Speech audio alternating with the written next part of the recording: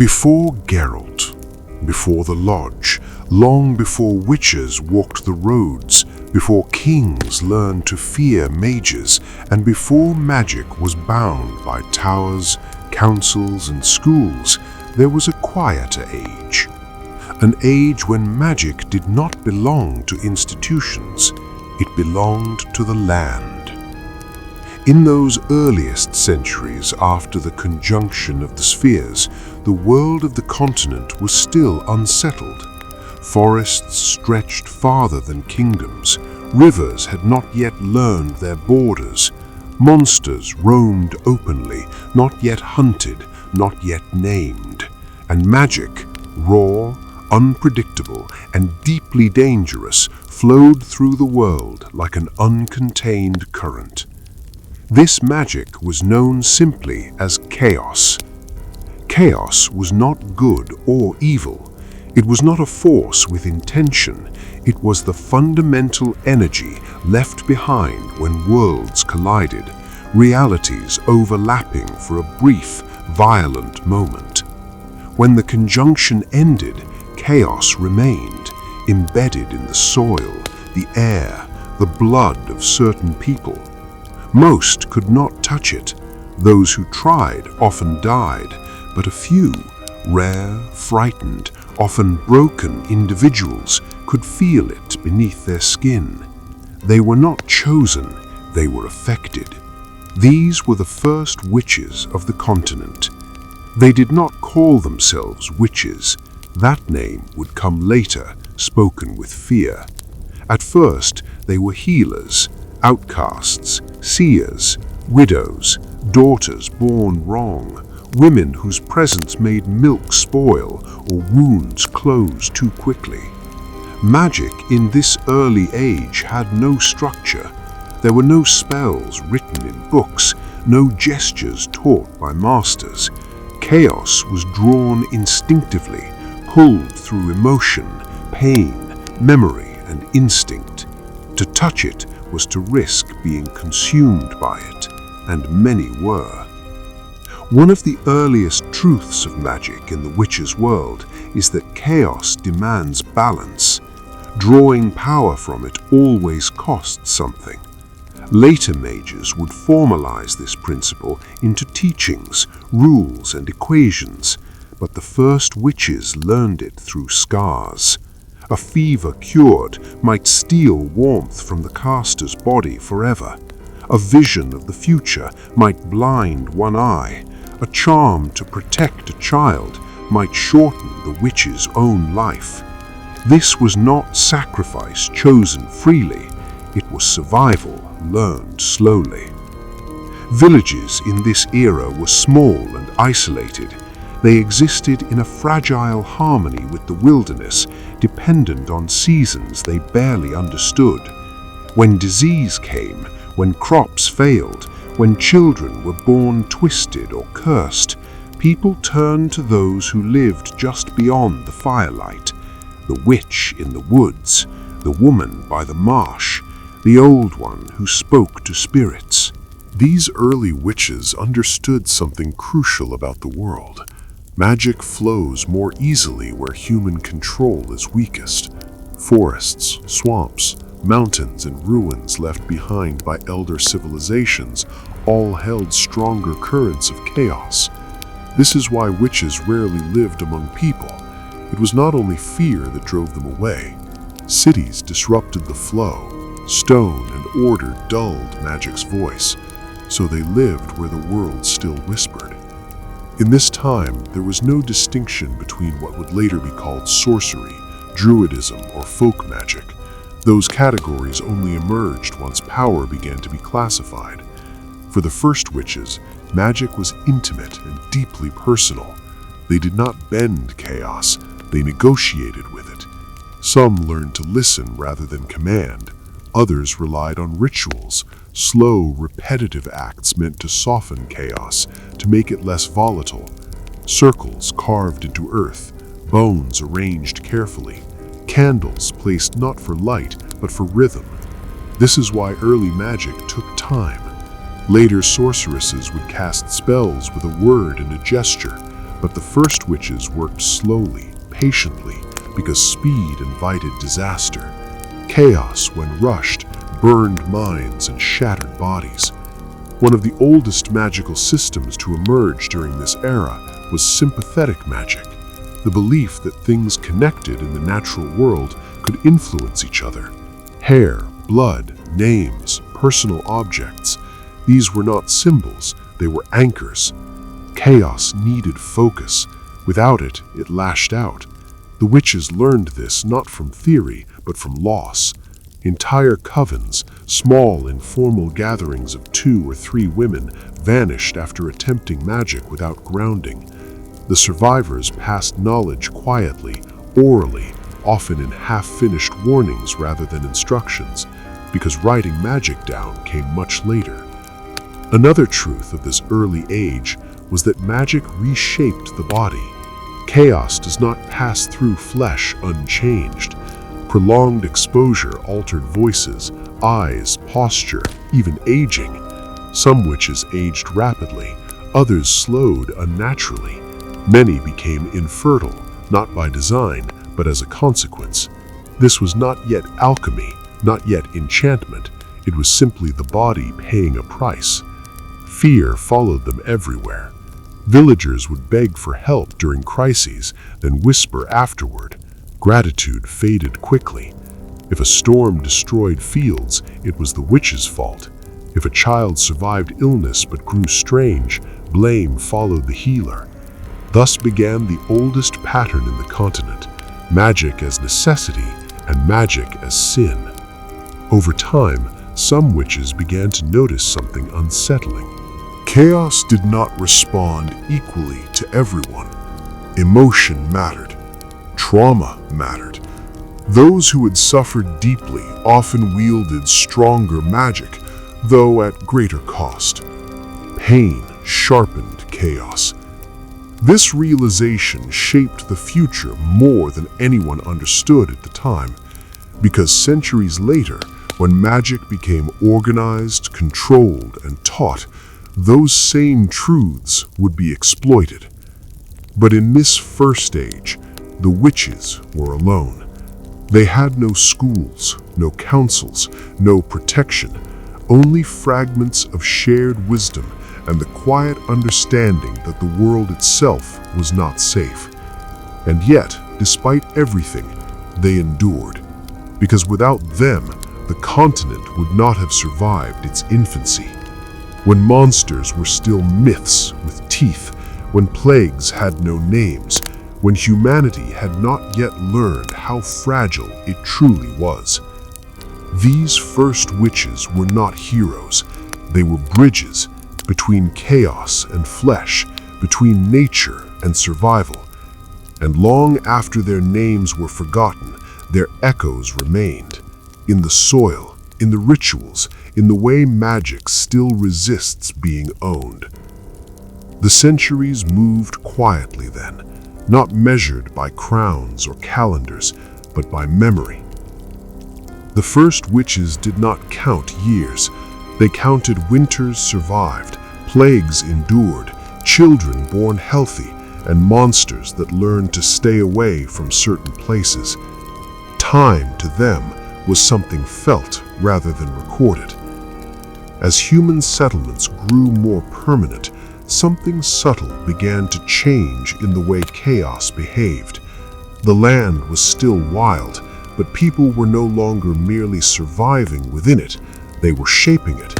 Forests were cut back, marshes drained, stones stacked into walls and roads.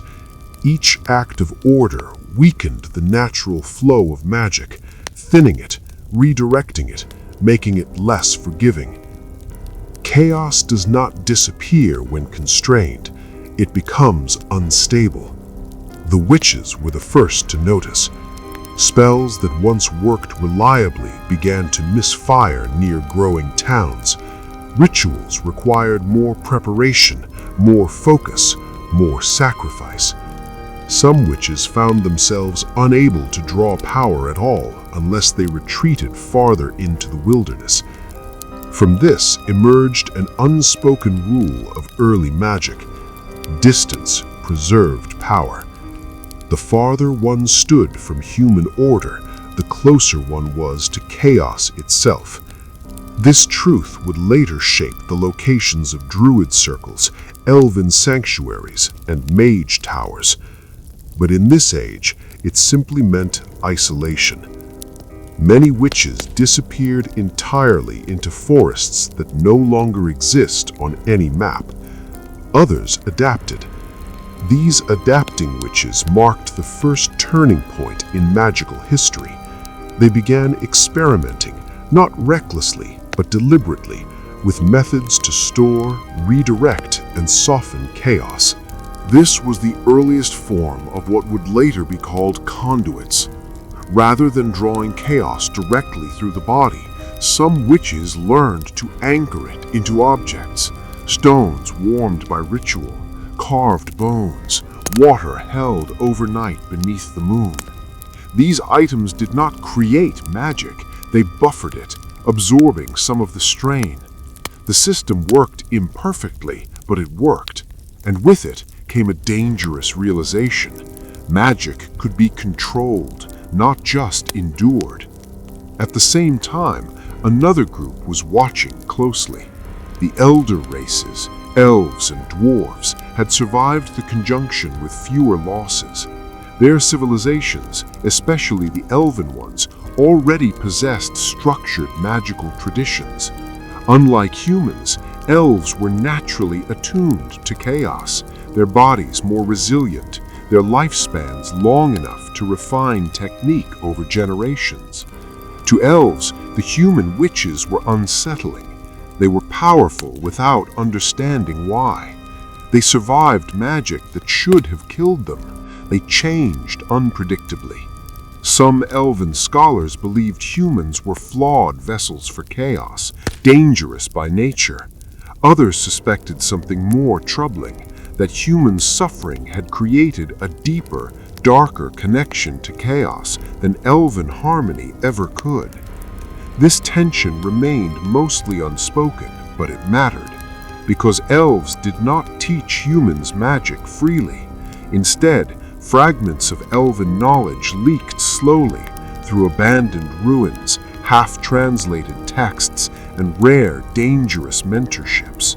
A witch who gained elven insight often paid dearly, either through years of service or the slow erosion of her own humanity.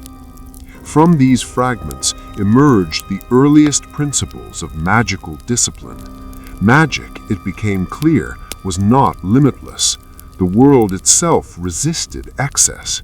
If chaos was overdrawn in one place, it recoiled elsewhere. Storms followed rituals, crops failed after great workings, beasts grew restless. This is why magic in the Witcher's world is never clean. It leaves marks. The witches learned to read these marks like weather signs. They knew when not to cast, when to wait, when to let something die rather than force it to live. Not all did. There were witches who sought dominance instead of balance.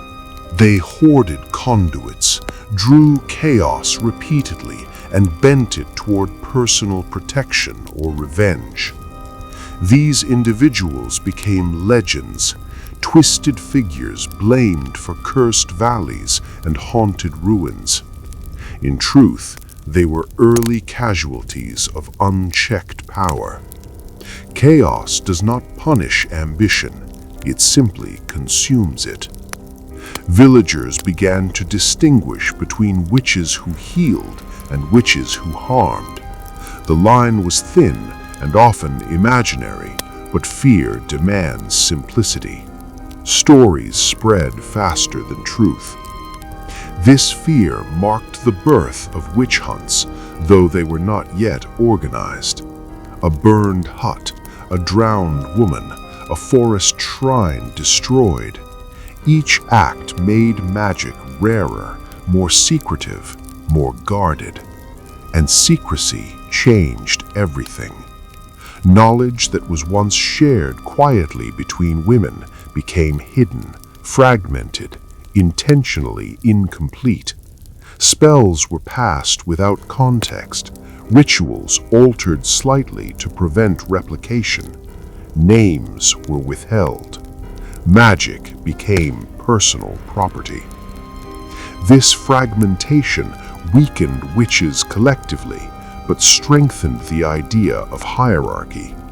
Those who possessed deeper understanding became invaluable and feared.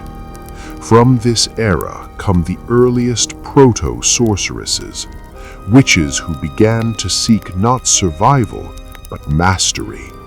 They traveled collecting fragments of knowledge. They learned languages not spoken by humans. They recorded rituals using symbols designed to conceal meaning. This was the quiet birth of magical scholarship. One system in particular reshaped everything. The recognition that emotion is not just a catalyst, but a conduit. Earlier witches had believed emotions merely triggered chaos accidentally. Now it became clear that strong emotions, grief, rage, love, despair, shaped the magic itself. The outcome of a spell was colored by the caster's inner state. This is why early curses lingered so long, why healing magic sometimes twisted, why visions were unreliable. Chaos mirrored the soul. Later institutions would attempt to suppress emotion entirely, but in this age, witches learned instead to ride it carefully, channeling feeling without surrendering control. It was a fragile skill. Those who failed were lost to madness, obsession, or self-destruction. And yet, through failure, knowledge accumulated. Slowly, invisibly, the scattered witches of the continent laid the foundations for everything that followed. Not through unity, but through survival. Not through ambition, but necessity. They did not know they were building a future. They only knew the world was changing, and magic had to change with it. Power rarely announces itself with noise. More often, it is discovered by those who are already listening. As villages became towns and towns became fledgling cities, rulers began to notice a pattern they could not ignore. Places protected by certain women suffered fewer plagues. Border settlements, guided by quiet advisors, endured monster attacks with fewer losses. Crops flourished where no rational explanation could be found. At first, these observations were dismissed as coincidence. Then came war. Early human conflicts on the continent were small and brutal. There were no standing armies, only levies drawn from fields and forests. Battles were decided less by strategy than by terrain, weather, and morale. And in these conditions, magic, rare, unpredictable, and terrifying, began to appear on battlefields. Not openly, never cleanly. A fog that arrived too suddenly, a river that rose overnight, a commander struck blind by unseen force. These were not spells cast in formation. They were acts of desperation by witches pulled into human violence. For the first time, chaos touched politics. This moment reshaped the destiny of magic. Rulers quickly learned an essential truth about the world. Magic did not need to be understood to be used. It only needed to be directed, promised protection, or threatened. Some witches were coerced. Others were offered safety, food, or status. A few believed they could guide rulers toward restraint, acting as quiet influences behind crude thrones. They were wrong. Power, once tasted, demands repetition. Kings and warlords began to compete for magical favor. They sought witches not as healers, but as assets. This shift changed how magic functioned within human society. Chaos, once drawn cautiously and sparingly, was now demanded under pressure. and chaos does not respond well to urgency. One of the first systems to emerge during this period was ritual amplification, the use of multiple participants, objects, or locations to increase magical output. While effective, it destabilized the delicate balance witches had previously maintained. Ritual circles grew larger, costs escalated, consequences spread outward rather than inward. Entire regions became scarred by failed workings. Forests withered, weather patterns broke, monsters multiplied, drawn to residual chaos like scavengers to decay. This taught an important lesson that later mages would formalize. Magic reshapes ecosystems. It does not exist in isolation. Every working alters the world's invisible currents, sometimes permanently. Yet rulers did not care. They wanted results. To meet these demands, some witches began formalizing instruction. Not schools yet, but apprenticeships. Knowledge was still fragmented, but now intentionally structured. Techniques were taught in sequence, warnings were emphasized, control became a virtue rather than a survival tactic. This marked the beginning of human magical hierarchy. Those who could teach became authorities. Those who could not were dismissed as dangerous or obsolete. The old witches, the healers, the forest dwellers were pushed farther out, labeled unreliable, primitive, or heretical. Magic was being civilized, and in civilizing it, something essential was lost. The old witches understood the land. The new magical practitioners understood power. The difference mattered. When early sorceresses drew chaos within city walls, the consequences were no longer absorbed by forests or swamps. They rebounded through streets, markets, and homes. This is why early cities suffered strange disasters, fires without flame, sickness without cause, buildings that collapsed despite sound foundations. Magic had entered human density. In response, rulers demanded control mechanisms. Here we see the earliest emergence of magical law, not written yet, but enforced through threat. Witches were required to register themselves. They were restricted in where and when they could practice. Some were bound by oaths they barely understood. This created an illusion of safety. In truth, it simply centralized chaos. A crucial development during this time was the realization that emotion could be suppressed to stabilize magic.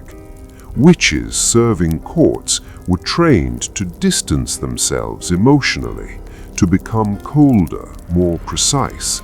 This reduced unpredictability, but also severed them from the intuitive wisdom of earlier magic. This is the philosophical root of later sorceress transformation rituals. Emotion was no longer a guide, it became a liability. Meanwhile, resentment grew.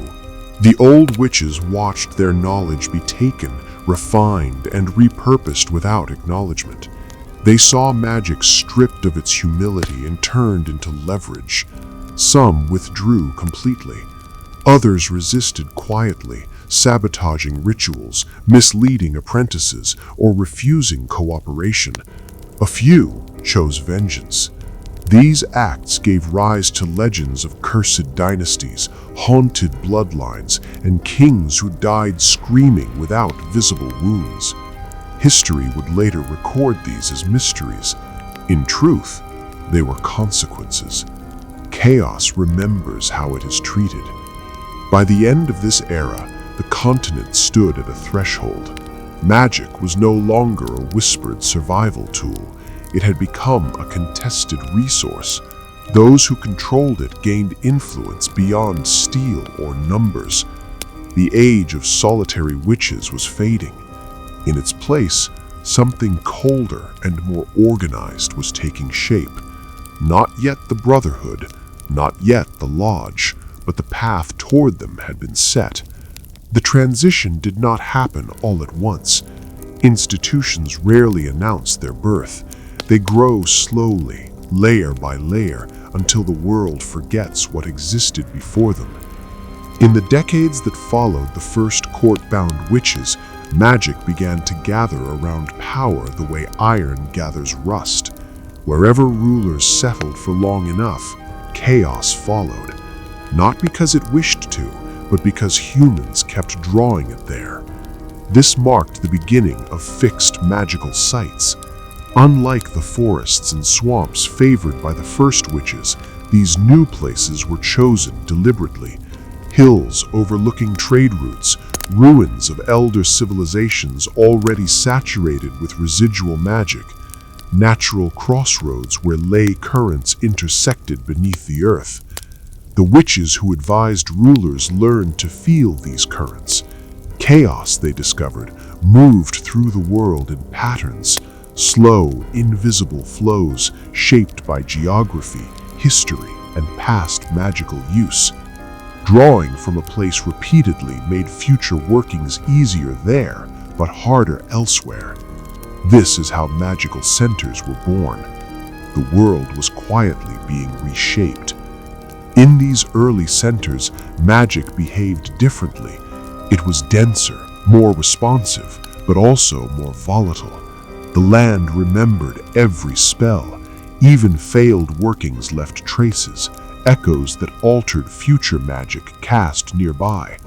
This is why later mage towers were built where older magic already lingered. It was not tradition, it was efficiency. Yet efficiency came at a cost. The witches stationed at these sites noticed changes within themselves. The longer they remained, the more detached they became. Dreams thinned, sensations dulled. Chaos flowed more smoothly through them, but less of it stayed behind. They were becoming conduits rather than participants. This transformation was not physical yet, but psychological. It was the first step toward a truth later generations would formalize. Magic demands emotional distance to remain stable in structured environments. The old witches had learned to negotiate with chaos through feeling. The new practitioners learned to dominate it through restraint. Neither approach was harmless. As magical centers grew, so did the need for coordination. Witches serving different rulers began to encounter one another, sometimes as rivals, sometimes as uneasy allies. Shared problems forced shared language. Terminology emerged. Symbols gained standardized meaning. This was the beginning of magical codification. Spells were no longer improvised entirely. They were refined, tested, repeated. A working that succeeded once could be replicated, provided conditions were controlled. This realization changed magic more than any single discovery. Magic could now be taught without intimacy. This made it scalable. With scalability came recruitment. Children born with sensitivity to chaos were no longer left to fate. They were sought out, taken, sometimes purchased, sometimes stolen, sometimes surrendered willingly by families who feared what untrained magic could do.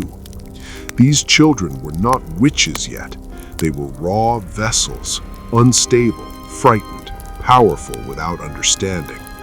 The early institutions did not nurture them, they contained them. Training focused on suppression first, control second, understanding last. This approach reduced accidents. It also broke many minds. The system worked from a political perspective. Magical catastrophes became rarer. Power became predictable. Rulers felt safer, but the cost was invisible and therefore ignored. One of the most important developments of this period was the formal articulation of magical balance. Earlier witches had known instinctively that chaos demanded payment. Now this truth was reframed into principle. Magic does not create, it transfers. To heal flesh, energy must come from somewhere. To destroy, something must be destabilized. To alter fate, probability must collapse elsewhere. This understanding led to early alchemical experimentation, attempts to store, convert, and redirect energy without harming the caster. These experiments often failed. When they succeeded, they did so incompletely. Still, knowledge accumulated. As institutions grew stronger, the old witches became inconvenient reminders of a different way. They did not fit systems. They resisted classification. Their magic varied wildly, impossible to standardize. So they were written out. History reframed them as primitive, dangerous, uneducated. Folk tales exaggerated their cruelty and unpredictability. This justified their exclusion, and later their eradication. The irony was profound. Much of institutional magic rested on foundations laid by these forgotten women. Ritual circles, sympathetic anchors, emotional conduits. Even the concept of magical cost originated with them. But institutions rarely honor origins. By the time the first proto-councils formed, gatherings of senior practitioners advising multiple rulers, the language had changed. Witches became mages, magic became discipline, chaos became resource. The world grew safer. It also grew colder. The first witches still existed, scattered and dwindling. Some adapted, hiding their practices beneath layers of misdirection. Others withdrew entirely, choosing obscurity over absorption. A few watched silently. They understood something the institutions did not. Chaos tolerates control, but never submission. And the more tightly it was bound, the more violently it would one day resist. The reshaping began quietly, as most irreversible things do. At first, it was spoken of only in whispers among senior practitioners, a pattern noticed, then dismissed, a coincidence repeated too often to ignore. The children, trained within emerging magical centers, were surviving in greater numbers, but they were not remaining the same. Chaos, when drawn regularly and carefully, no longer burned the body outright. Instead, it rearranged it. The early institutions had believed that control alone was enough, that discipline, emotional restraint, and repetition would protect the vessel. They were only partially correct. What they had truly done was create an environment where chaos could linger inside a human body long enough to leave a permanent mark. This was the beginning of magical transformation. It did not arrive as a single ritual. There was no moment of decision. Changes unfolded over years. Hair lost its natural color. Skin hardened subtly, becoming more resistant to age and illness. Fertility faded, not as punishment but as consequence. Chaos flows more easily through a body unburdened by creation. The institutions observed these changes and misunderstood them. They believed they had discovered optimization. Longevity meant experience. Infertility meant focus. Detachment meant stability. From a systems perspective, the transformation was ideal, but something vital was being erased. The first witches had accepted that magic altered them unpredictably. They saw these changes as warnings, signals to slow down, to withdraw, to rest. The institutions saw them as proof of success. This difference marked the final philosophical divide between old magic and new. One of the earliest formal explanations of this process described chaos as a foreign current, the human body not evolved to contain it, adapts by shedding unnecessary functions. Emotion dulls, physical desire weakens, time itself loosens its grip. Magic was not making people powerful, it was making them less human. The children trained under this system grew into something new, not witches of the woods, not healers, but sorceresses and sorcerers, figures of authority, feared and revered, separated from ordinary life. And still, the old witches endured in the margins. They noticed the difference immediately. Where the new mages moved cleanly through chaos, the old witches still felt it. Their magic remained messy, emotionally colored, deeply tied to place and memory. They aged normally, they loved fiercely, they suffered openly. To the institutions, this made them liabilities. To the world, it made them dangerous. Thus began a subtle erasure. Old witches were denied access to magical centers. Their practices were outlawed under the justification of safety. Folk magic was reclassified as superstition unless supervised. This was not cruelty, it was administration, and administration can be more final than violence. One system in particular accelerated this shift, the separation of magic from land. Institutional magic learned to draw chaos through abstract methods, gestures, symbols, and incantations that reduced dependence on geography. This allowed magic to function within cities, castles, and towers. It also severed the feedback loop between caster and environment. The land stopped responding.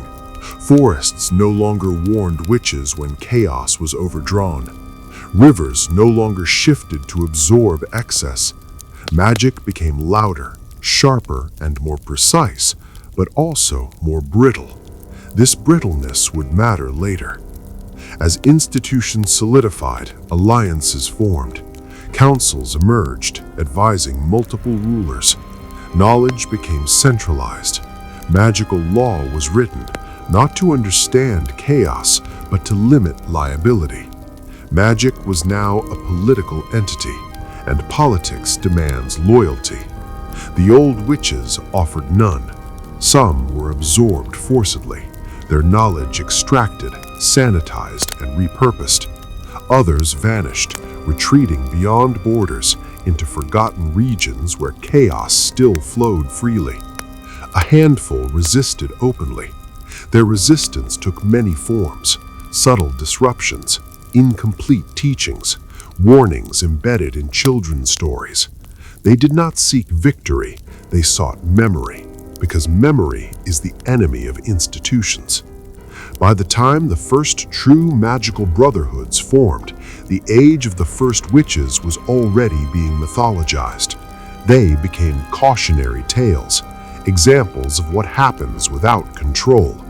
Their sacrifices were omitted, their wisdom reframed as ignorance, yet traces of them remained, in rituals that still require silence, in spells that behave differently near ancient forests, in the way chaos still responds to emotion, no matter how rigorously suppressed.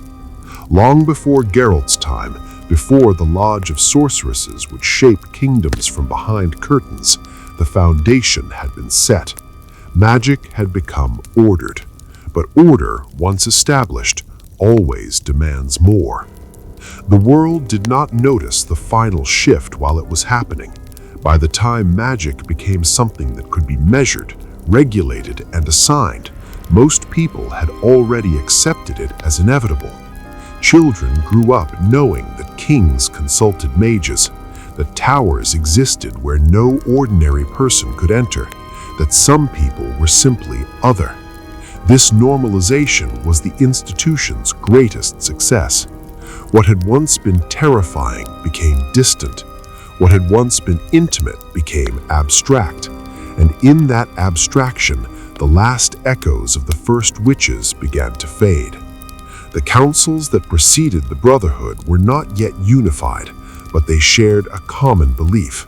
Magic must never again belong to the margins. Wild magic created uncertainty. Uncertainty threatened stability. Stability was the foundation of rule.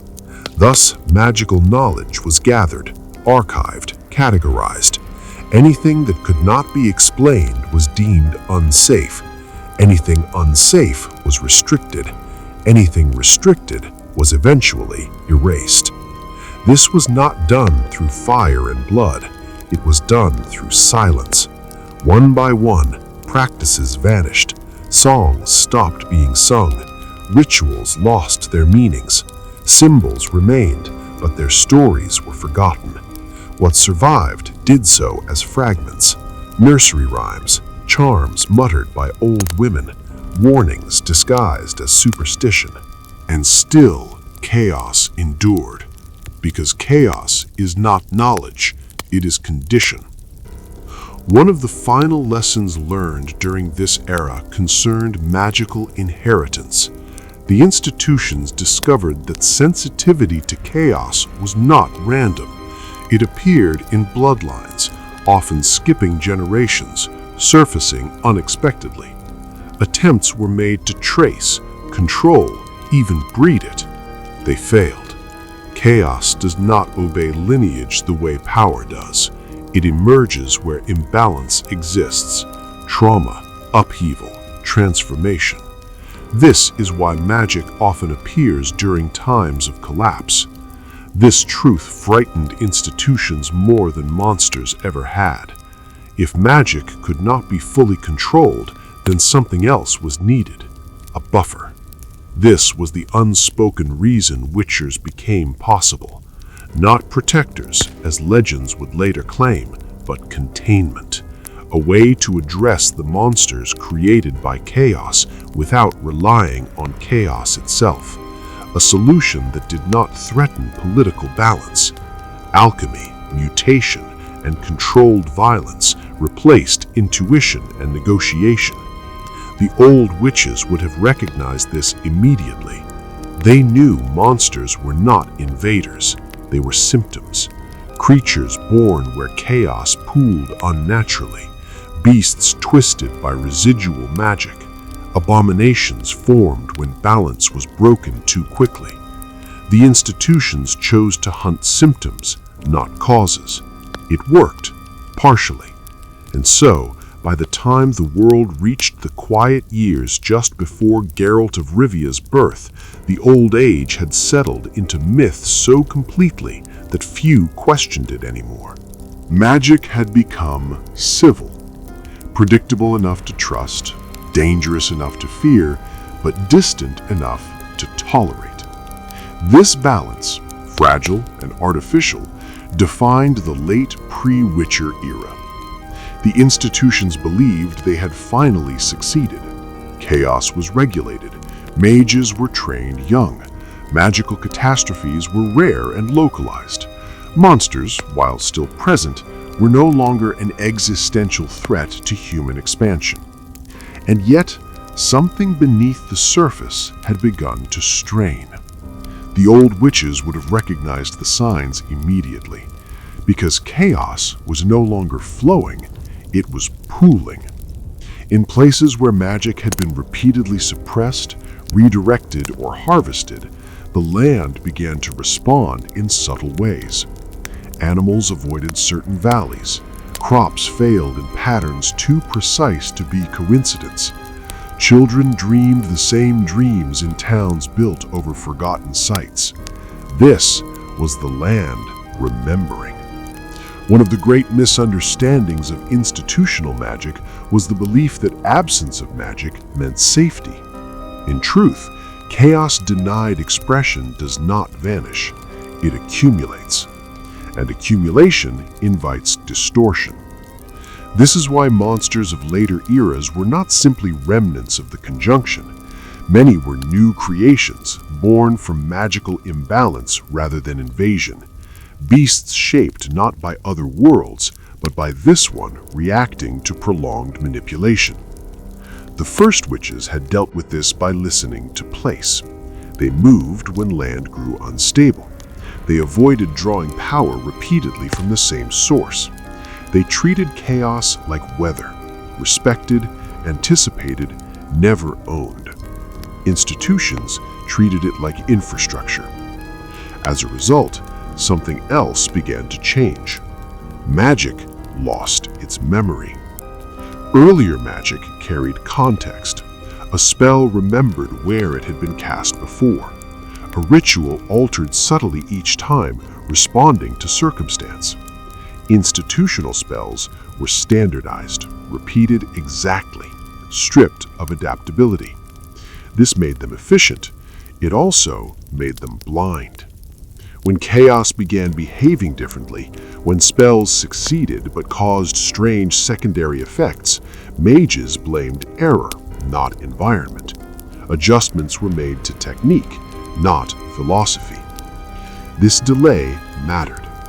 Across the continent, folk magic persisted quietly, not powerful enough to challenge institutions, but resilient enough to endure. Midwives, charm makers, hedge witches, descendants, sometimes unknowingly of the first witches, continued practices that no longer appeared in any archive. They did not understand the theory, but they felt the warning signs. They knew when to stop. These were the women who sensed monsters before they appeared, who left villages just before disasters, who refused to perform certain charms after long droughts or wars. Their knowledge was dismissed as superstition, yet it was older than any tower. Another consequence of institutional dominance was the fracturing of magical responsibility. In the age of the first witches, the same hand that cast a spell lived with its outcome. In the new order, magic was compartmentalized. One mage researched, another cast, a third advised. Consequences were distributed and therefore diminished. This allowed larger workings and larger mistakes. By now, the councils had become confident enough to intervene in succession disputes, border conflicts, even economics. Weather manipulation was attempted experimentally. Magical wards were placed around cities permanently, altering migration patterns of beasts and people alike. The world was being shaped deliberately, and it was beginning to resist. It is no coincidence that this era also saw a rise in prophetic anomalies. Visions became fragmented. Predictions contradicted one another. Time-sensitive magic grew unreliable. Fate, once a quiet undercurrent, seemed disturbed. This was not destiny changing, it was chaos becoming turbulent. The old witches believed fate and chaos were intertwined, two aspects of a living world responding to imbalance. Institutions separated them, treating prophecy as calculation rather than intuition. This worked until it didn't. By the time the first Witcher schools were established, the need for them was already obvious. Monsters were no longer isolated incidents, they were patterns. Symptoms repeating across regions, responding to the same pressures. Witchers were the final adaptation of this long evolution. Not magical in the old sense, not intuitive, engineered. They existed because the world could no longer tolerate wild chaos, nor fully suppress it. They were compromise made flesh. And somewhere beneath all of this, beneath towers, councils, mutations, and laws, the quiet legacy of the first witches endured, not in power, but in warning. The world that Geralt would inherit was already leaning toward imbalance, though few understood it in those terms. By then, the mechanisms were in place. Witcher schools trained their boys behind stone walls, shaping bodies into tools meant to correct what magic had disturbed. Mage councils debated borders and treaties in rooms heavy with spells cast long ago. Kings ruled with confidence, believing the most dangerous forces in the world had been named, categorized, and mastered. And yet, the land itself was growing restless.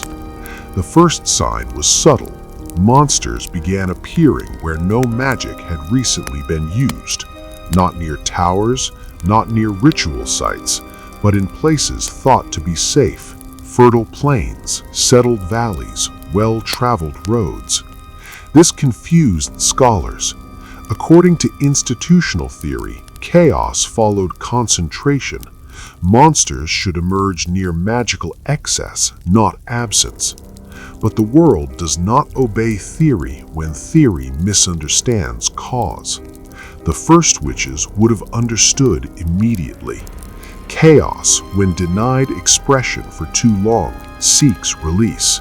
And release does not require spell work, it only requires pressure.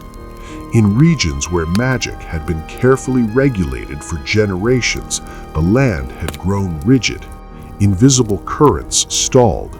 Natural cycles lost their elasticity.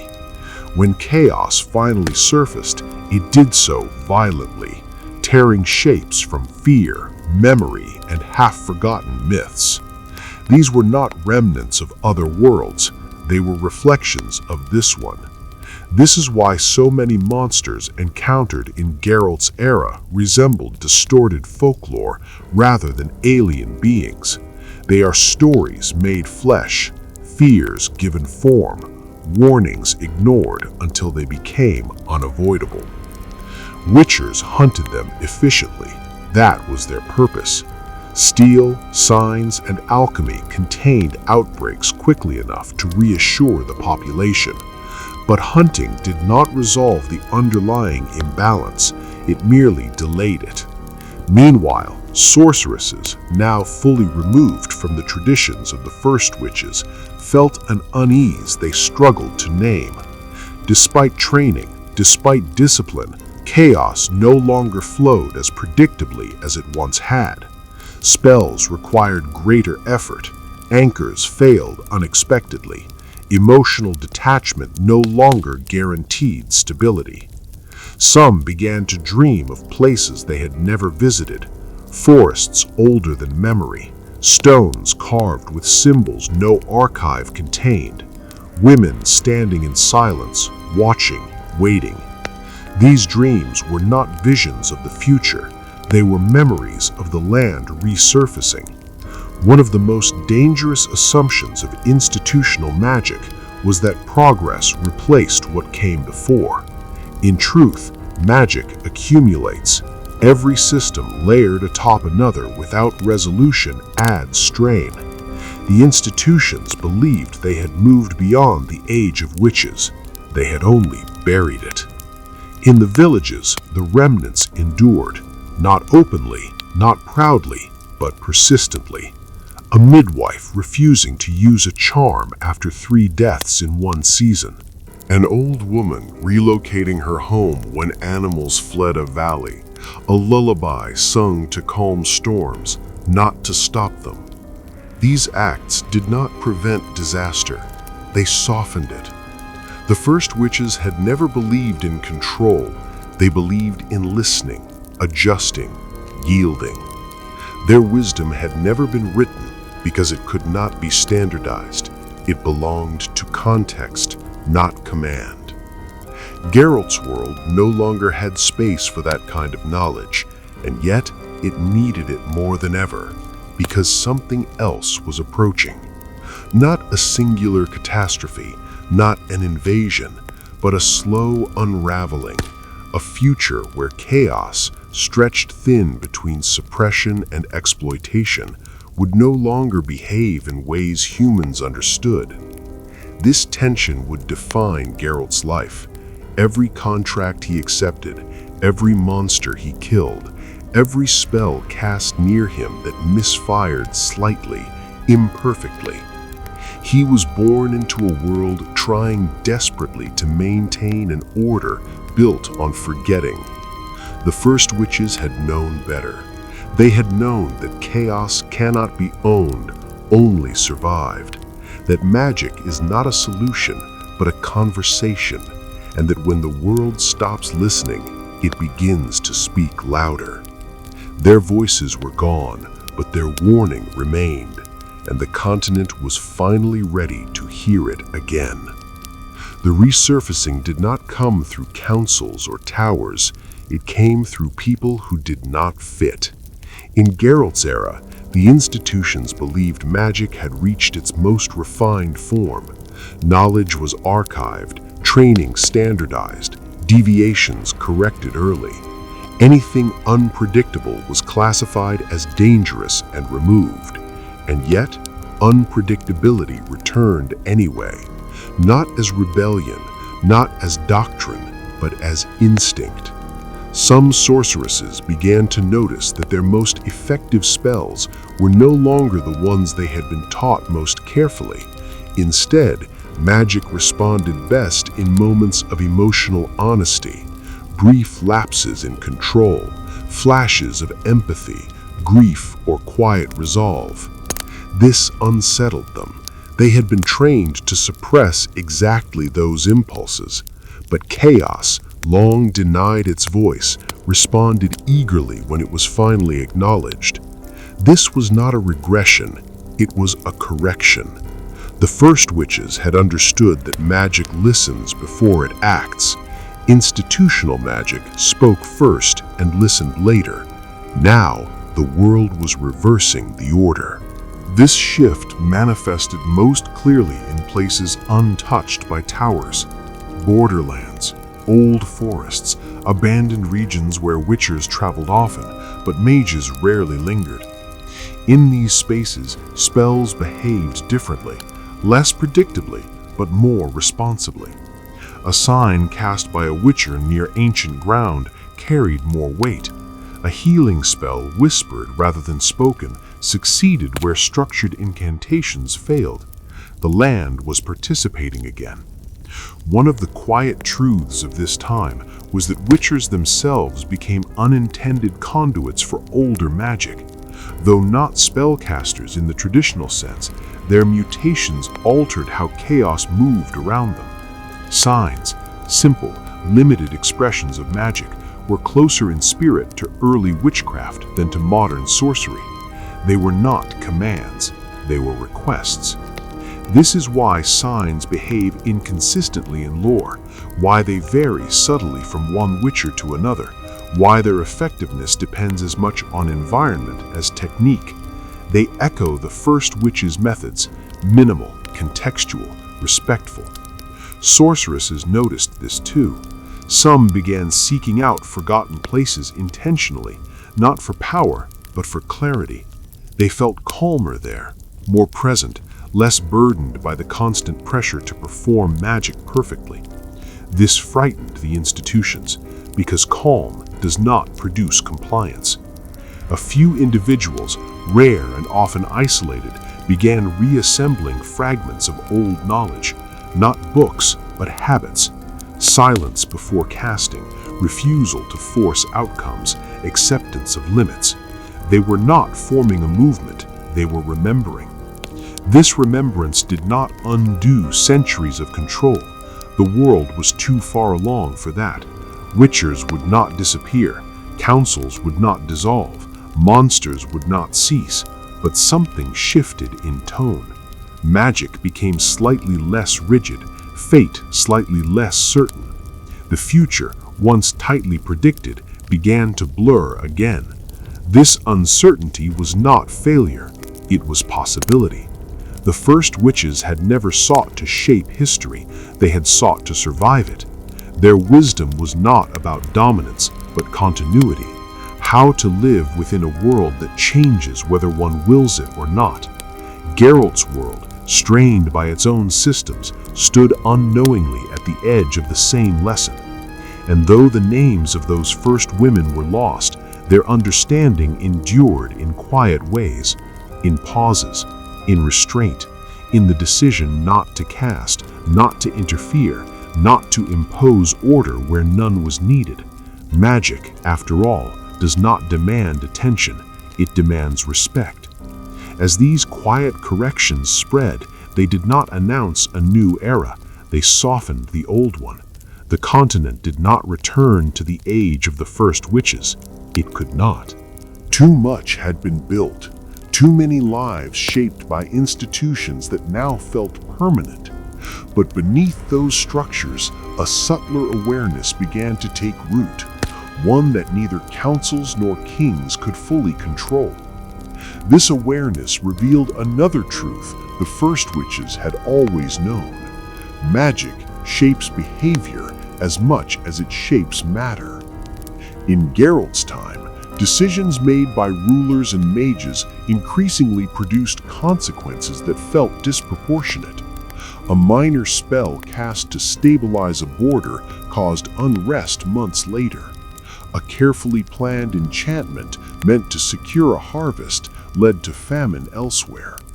These were not failures of calculation, they were failures of humility. Institutional magic assumed the world could be adjusted without listening to what it needed. The first witches had known that the world answers only when acknowledged as a living system. This is why old places matter so deeply in Witcher lore. Ruins, stone circles, forgotten groves. These are not merely remnants of the past, they are anchors, places where chaos has been allowed to flow long enough to develop memory. Magic cast near them behaves differently because the land itself participates, correcting excess, resisting force, amplifying intention rather than technique. This is also why so many decisive moments in Geralt's world occur away from centers of power, not in courts or towers, but on forest paths, in abandoned keeps, beside nameless rivers. The land remembers what institutions forget. Another system quietly resurfacing in this era was contextual magic, magic that responds to why something is done rather than how. Spells cast with identical gestures produced different results depending on intention, timing, and restraint. Institutions dismissed this as inconsistency. The first witches would have called it honesty. This difference explains much about why Geralt himself often succeeds where others fail, not because he is stronger or wiser, but because he operates within limits. Witchers do not seek mastery over chaos. Their signs are deliberately weak, their potions temporary, their role finite. They correct, then withdraw. This mirrors the old witch's approach more closely than any mage's philosophy. In contrast, the Lodge, when it finally forms, embodies the culmination of institutional belief, precision, influence, long-term manipulation. It is powerful precisely because it suppresses uncertainty. Yet this same suppression creates blind spots. The Lodge believes it steers fate. The first witches knew fate steers back. This tension defines the quiet tragedy of Geralt's world. Every solution offered by order introduces a new imbalance. Every correction demands another. Progress becomes maintenance.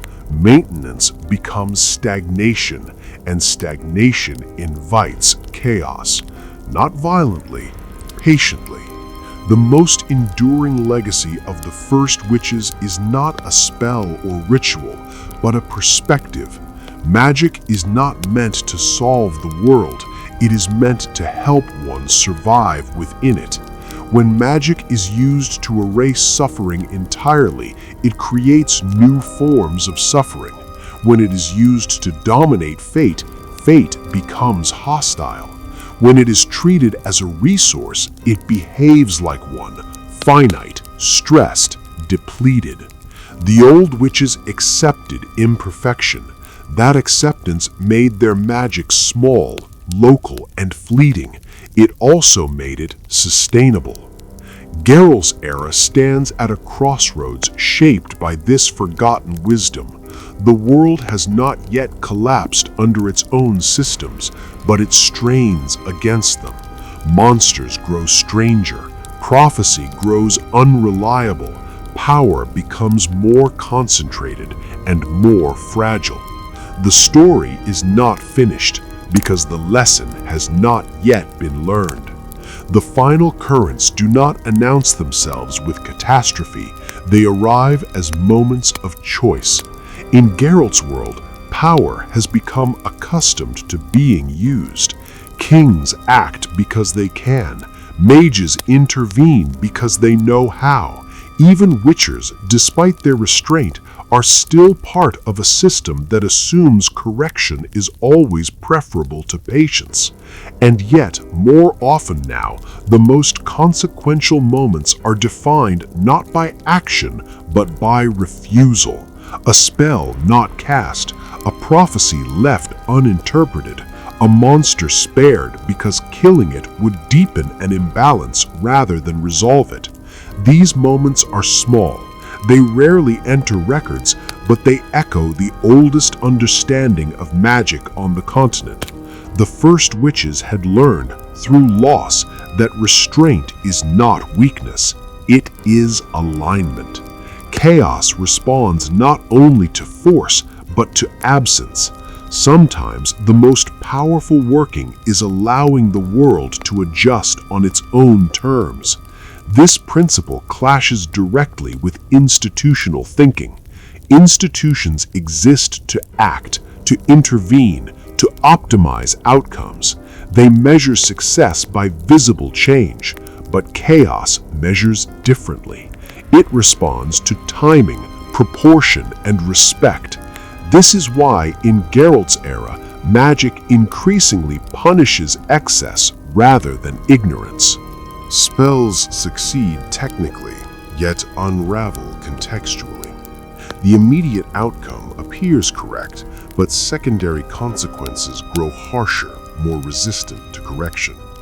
The world is pushing back, not out of malice, out of necessity. Another truth, long forgotten by institutions, begins to surface again. Magic is relational. It does not exist between caster and target alone. It exists between caster, land, memory, and future consequence. Remove any one of these elements and the system destabilizes. The first witches never separated these elements. They lived close enough to consequence to feel it immediately. Institutional mages outsourced consequence to distance, political, geographic, emotional. Distance delayed feedback. Now feedback is returning. This is why Geralt's choices feel heavier than those of the systems around him. He operates close to consequence. He sees villages before and after. He meets monsters that remember being something else. He witnesses the cost of solutions enacted far away. In this sense, he is closer to the first witches than to the institutions that claim authority over magic. Not because he understands chaos better, but because he respects it more. The quiet resurgence of old wisdom does not promise a new golden age. There will be no return to forest covens or unnamed healers guiding humanity gently forward. The world is too entangled for that. What it offers instead is awareness, a reminder that magic is not a ladder upward, but a current one stands within. That progress without listening becomes erosion. That control without humility invites collapse. The first witches never believed they were shaping history. They believed they were borrowing time. That understanding, finally resurfacing in Geralt's era, changes everything. Not dramatically, but fundamentally.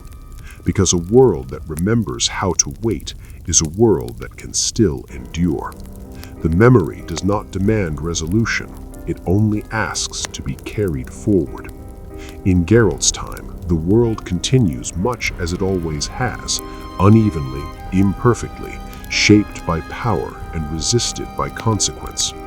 Kings still rule. Councils still argue. Witchers still walk roads that never truly become safe. Yet beneath all of this, something subtle has changed.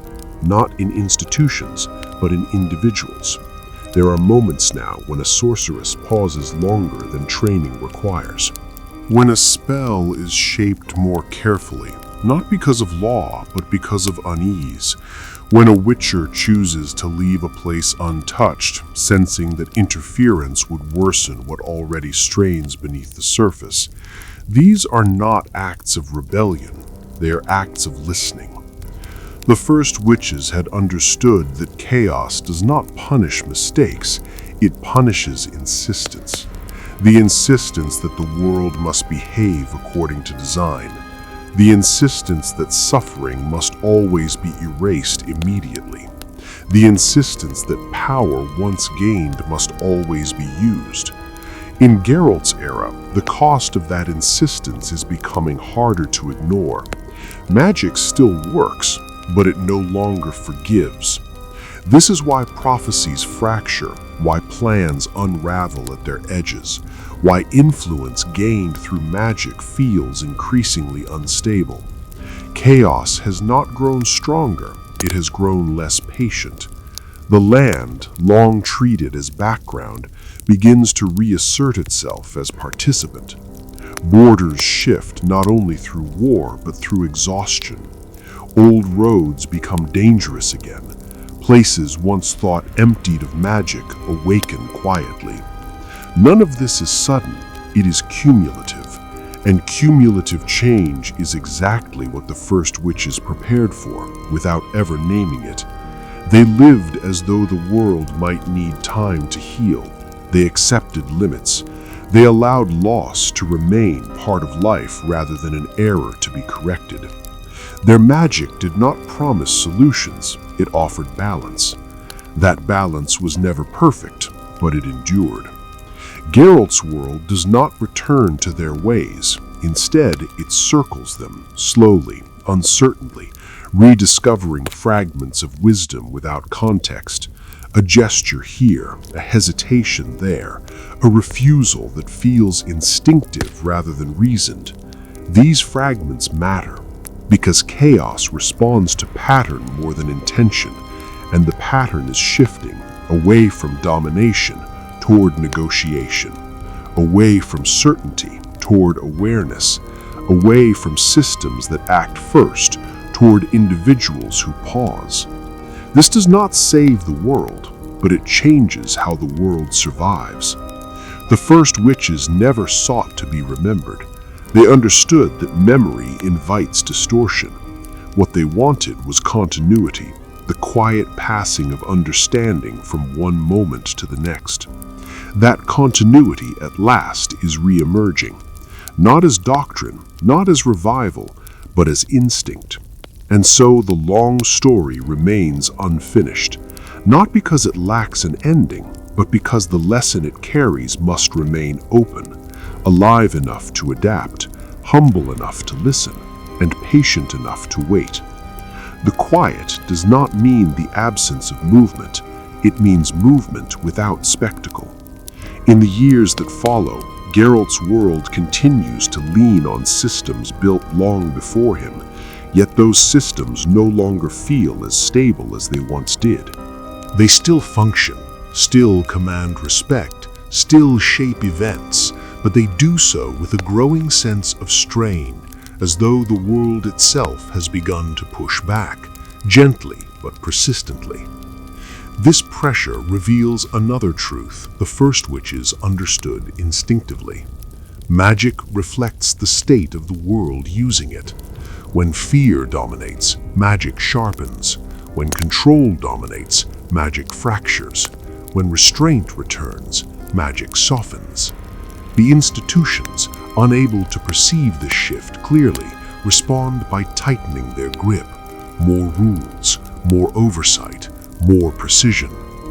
Each adjustment solves a problem in the short term while deepening imbalance beneath it.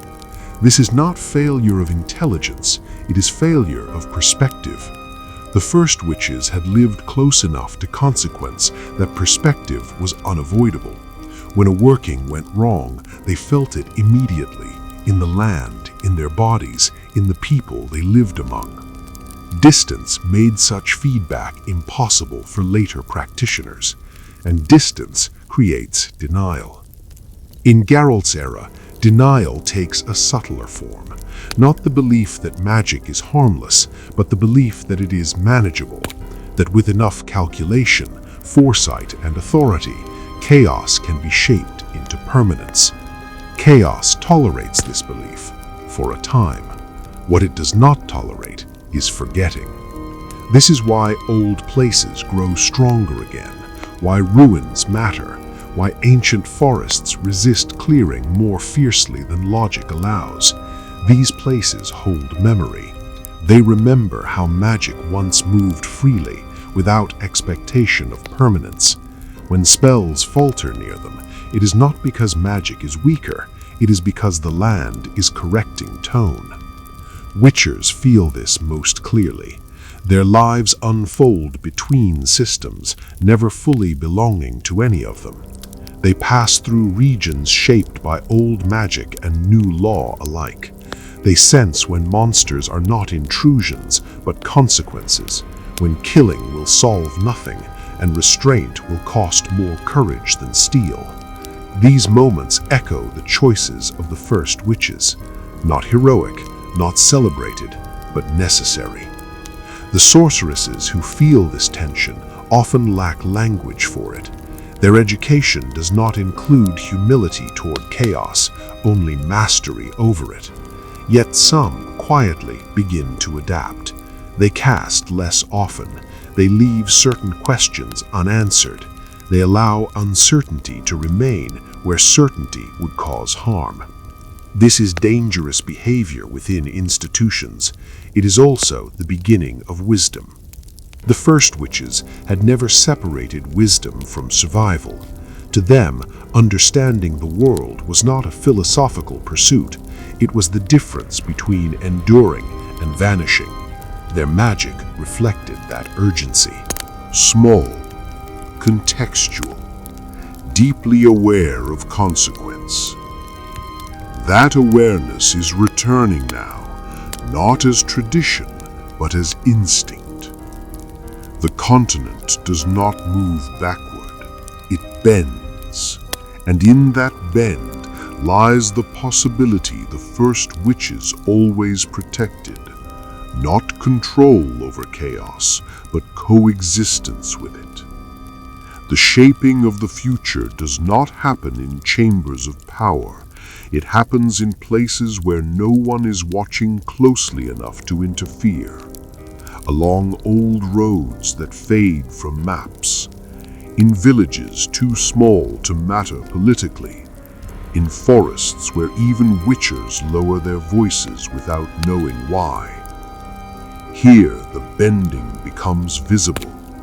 People begin to adapt without instruction.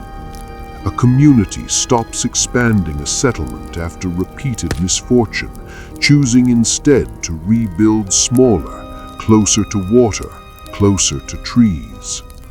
A midwife abandons a charm passed down for generations, sensing it no longer fits the rhythm of the land. A local lord ignores a mage's advice, not out of defiance, but unease.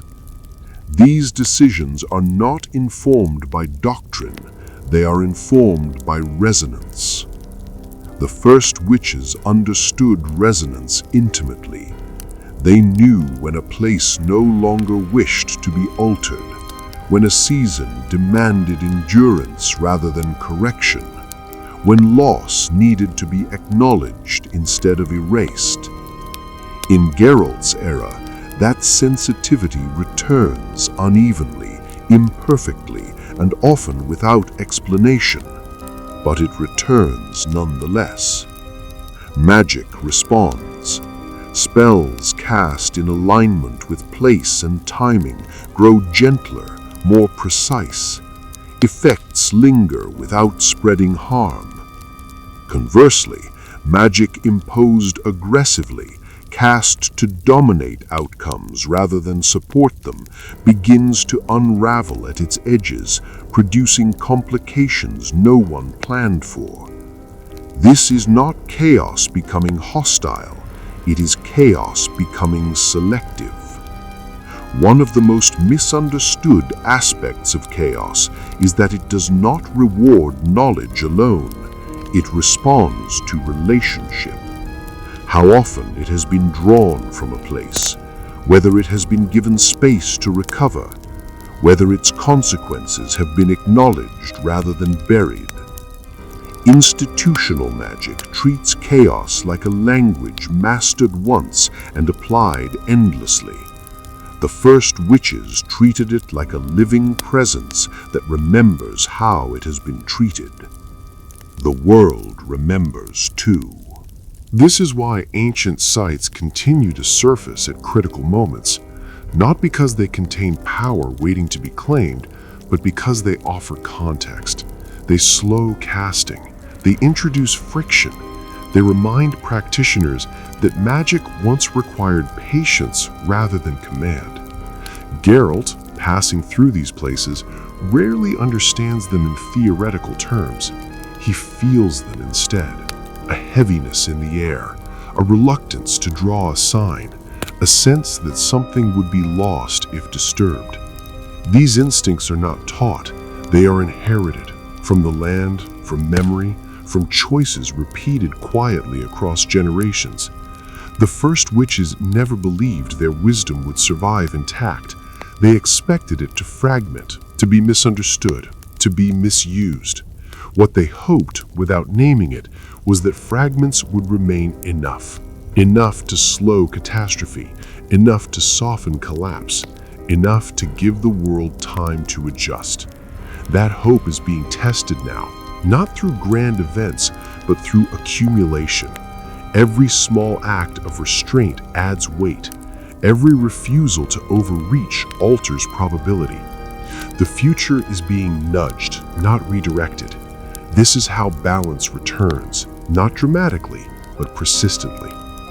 The institutions sense this shift only as loss of certainty. Predictions fail, influence slips, outcomes diverge from expectation. They respond by tightening structures, unaware that rigidity is what the world is resisting.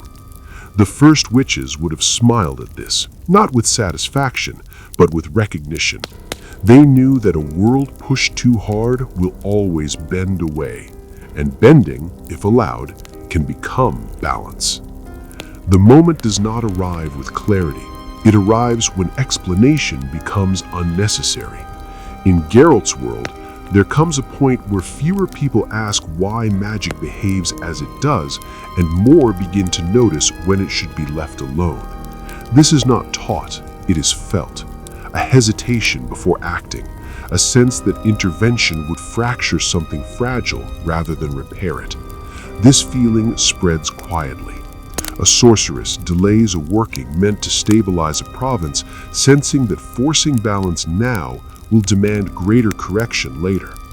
A witcher, faced with a creature born of grief rather than malice, understands that steel would silence a symptom, not a cause. A village chooses to live with a scar on the land instead of reshaping it again.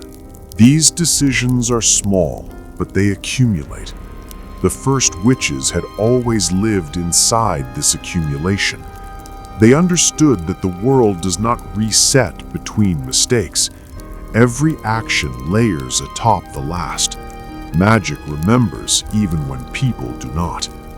This is why chaos grows restless when denied acknowledgement, not because it seeks revenge, but because it seeks completion. Suppressed currents eventually surface. Ignored consequences demand recognition. In this late era, chaos begins to express itself less through spectacle and more through resistance. Magic still functions, but it no longer yields easily to insistence. Spells require alignment rather than force. Attempts to dominate outcomes grow costly, unpredictable, draining. The land has learned to say no. This resistance is not uniform, it is selective. Magic responds best where there is restraint, patience, and acceptance of limits. It falters where there is urgency, fear of loss, or obsession with control. This selective behavior mirrors the practices of the first witches more closely than any institutional doctrine. They never assumed magic owed them obedience. They approached it as one would approach weather, preparing, observing, yielding when necessary. Their wisdom was never about success, it was about endurance. Geralt's era does not rediscover this wisdom through revelation, it rediscovers it through exhaustion. Systems strain, predictions fail, power becomes expensive to maintain. At some point, even the most confident institutions sense that continued pressure will break something irreparably. And so, without agreement or declaration, a quiet shift occurs. Magic is used less often, intervention becomes more cautious, silence regains value. This silence is not ignorance, it is recognition. The first witches had always trusted silence more than certainty. In quiet, they listened to land, to memory, to the subtle signals that warned when enough had been done. Now the world listens again, not because it remembers their names, but because it has reached the same conclusion. Some things cannot be solved, only carried.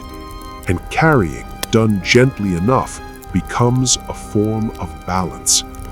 The silence does not empty the world, it gives it room. In this breathing space, life continues without announcement.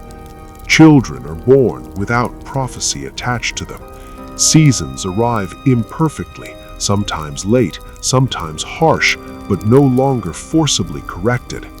The land adjusts in small ways, paths shift, rivers reclaim forgotten bends, forests thicken where they are allowed to remain.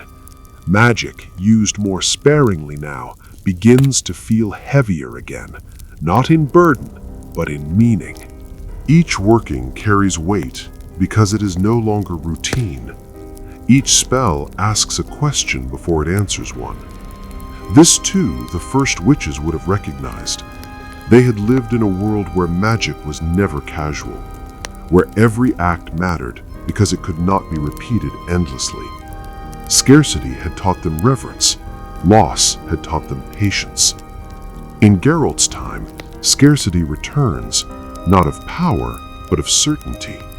People begin to accept that not every problem has a magical solution, that some wounds must heal slowly, that some grief must be lived with rather than erased. This acceptance does not weaken the world, it steadies it. One of the quiet changes in this era is how stories are told. Tales of monsters shift in tone. They become less about triumph and more about caution, less about conquest and more about understanding. Even bards, without knowing why, linger longer on consequences than victories. Stories adapt before systems do. This is important because stories are how memory survives when records fail. The first witches left no chronicles. They left impressions, ways of moving through the world, habits of attention, patterns of restraint. Those impressions resurface now in places untouched by doctrine, in how elders advise patience, in how travelers learn which places to avoid without being told. These are not rules, they are instincts shaped by repetition. Magic responds to this shift with subtle cooperation. Where patience exists, outcomes stabilize.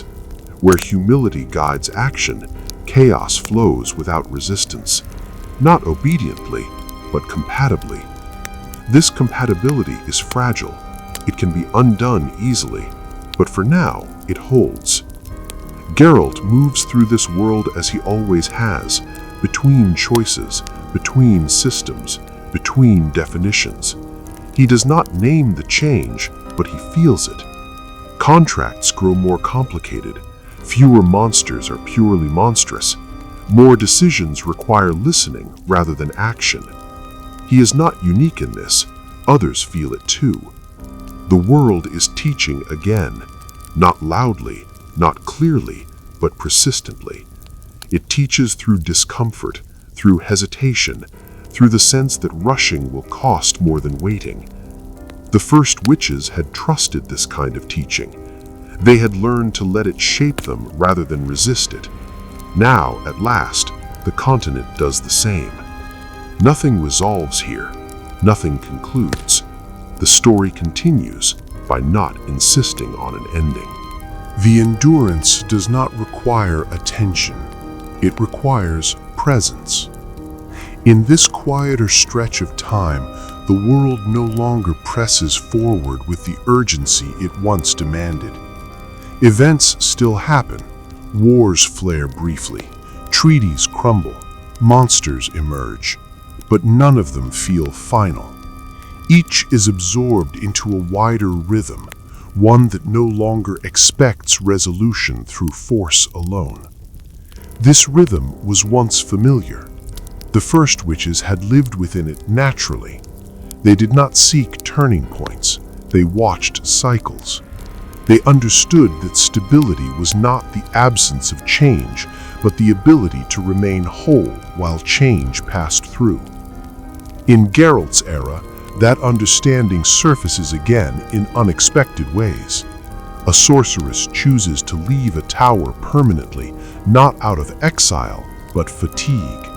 She does not abandon magic. She simply refuses to practice it where it no longer listens. In a border village, a council of elders delays rebuilding after a disaster, allowing the land a season of rest before shaping it again. Even witchers, trained to intervene, begin to speak of contracts that feel wrong, not dangerous, but misaligned. This language does not exist in any codex. It emerges because the world demands it. One of the final insights the first witches carried, never articulated, only lived, was that magic reveals the condition of the world using it. When magic feels strained, it is not because it is failing, it is because the world itself is strained. Institutional magic had always assumed the opposite. Now, slowly, reluctantly, that assumption weakens.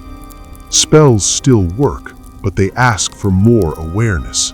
They require timing rather than urgency. They resist repetition without rest. Chaos, once treated as background energy, reasserts itself as relationship. This relationship is not sentimental, it is exacting.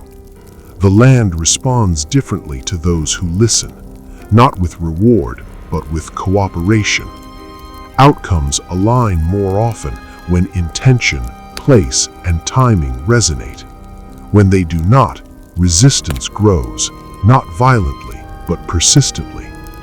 This persistence is the quiet inheritance of the first witches. They had known that chaos does not need to be defeated, it needs to be acknowledged. That acknowledgement changes how magic behaves more effectively than any rule or ritual. Geralt moves through this world without naming it. He does not need to. His life exists in the space between cause and consequence. He feels when something will not end cleanly. He senses when walking away preserves more than fighting ever could. These instincts are not his alone. They belong to the land. And the land has begun once again to be heard. The listening deepens not by adding meaning, but by removing urgency. In this softened world, attention shifts from outcomes to process. People begin to notice how things unfold rather than how quickly they end. This is not philosophy, it is fatigue giving way to intuition. a recognition that forcing resolution often creates wounds that linger longer than the problem itself. The first witches had lived this truth without naming it. They never asked whether a working could be done. They asked whether it should be done now, in this place, by this person. Timing mattered more than capability. Context mattered more than intent. That sensitivity returned slowly. In Geralt's era, some spells fail not because they are weak, but because the moment resists them. Others succeed effortlessly when cast almost accidentally, guided more by alignment than technique. This confuses those trained to expect consistency. Chaos was never consistent. It was responsive. The land, long shaped and reshaped, begins to reclaim small freedoms. A forest grows back where logging stops for reasons no one can quite explain. A marsh expands despite repeated drainage attempts. These changes are inconvenient, but they are not hostile. They feel corrective, as though the world is adjusting its posture after being held too tightly for too long. Magic mirrors this adjustment. Large-scale workings become costly and brittle. Small, careful interventions remain effective. The difference is not power, it is scale. Chaos responds best when asked to nudge rather than overhaul. This is why folk practices endure, why a charm whispered at the right moment still works when a complex spell fails, why an old ritual, stripped of explanation but preserved through habit, retains its effect.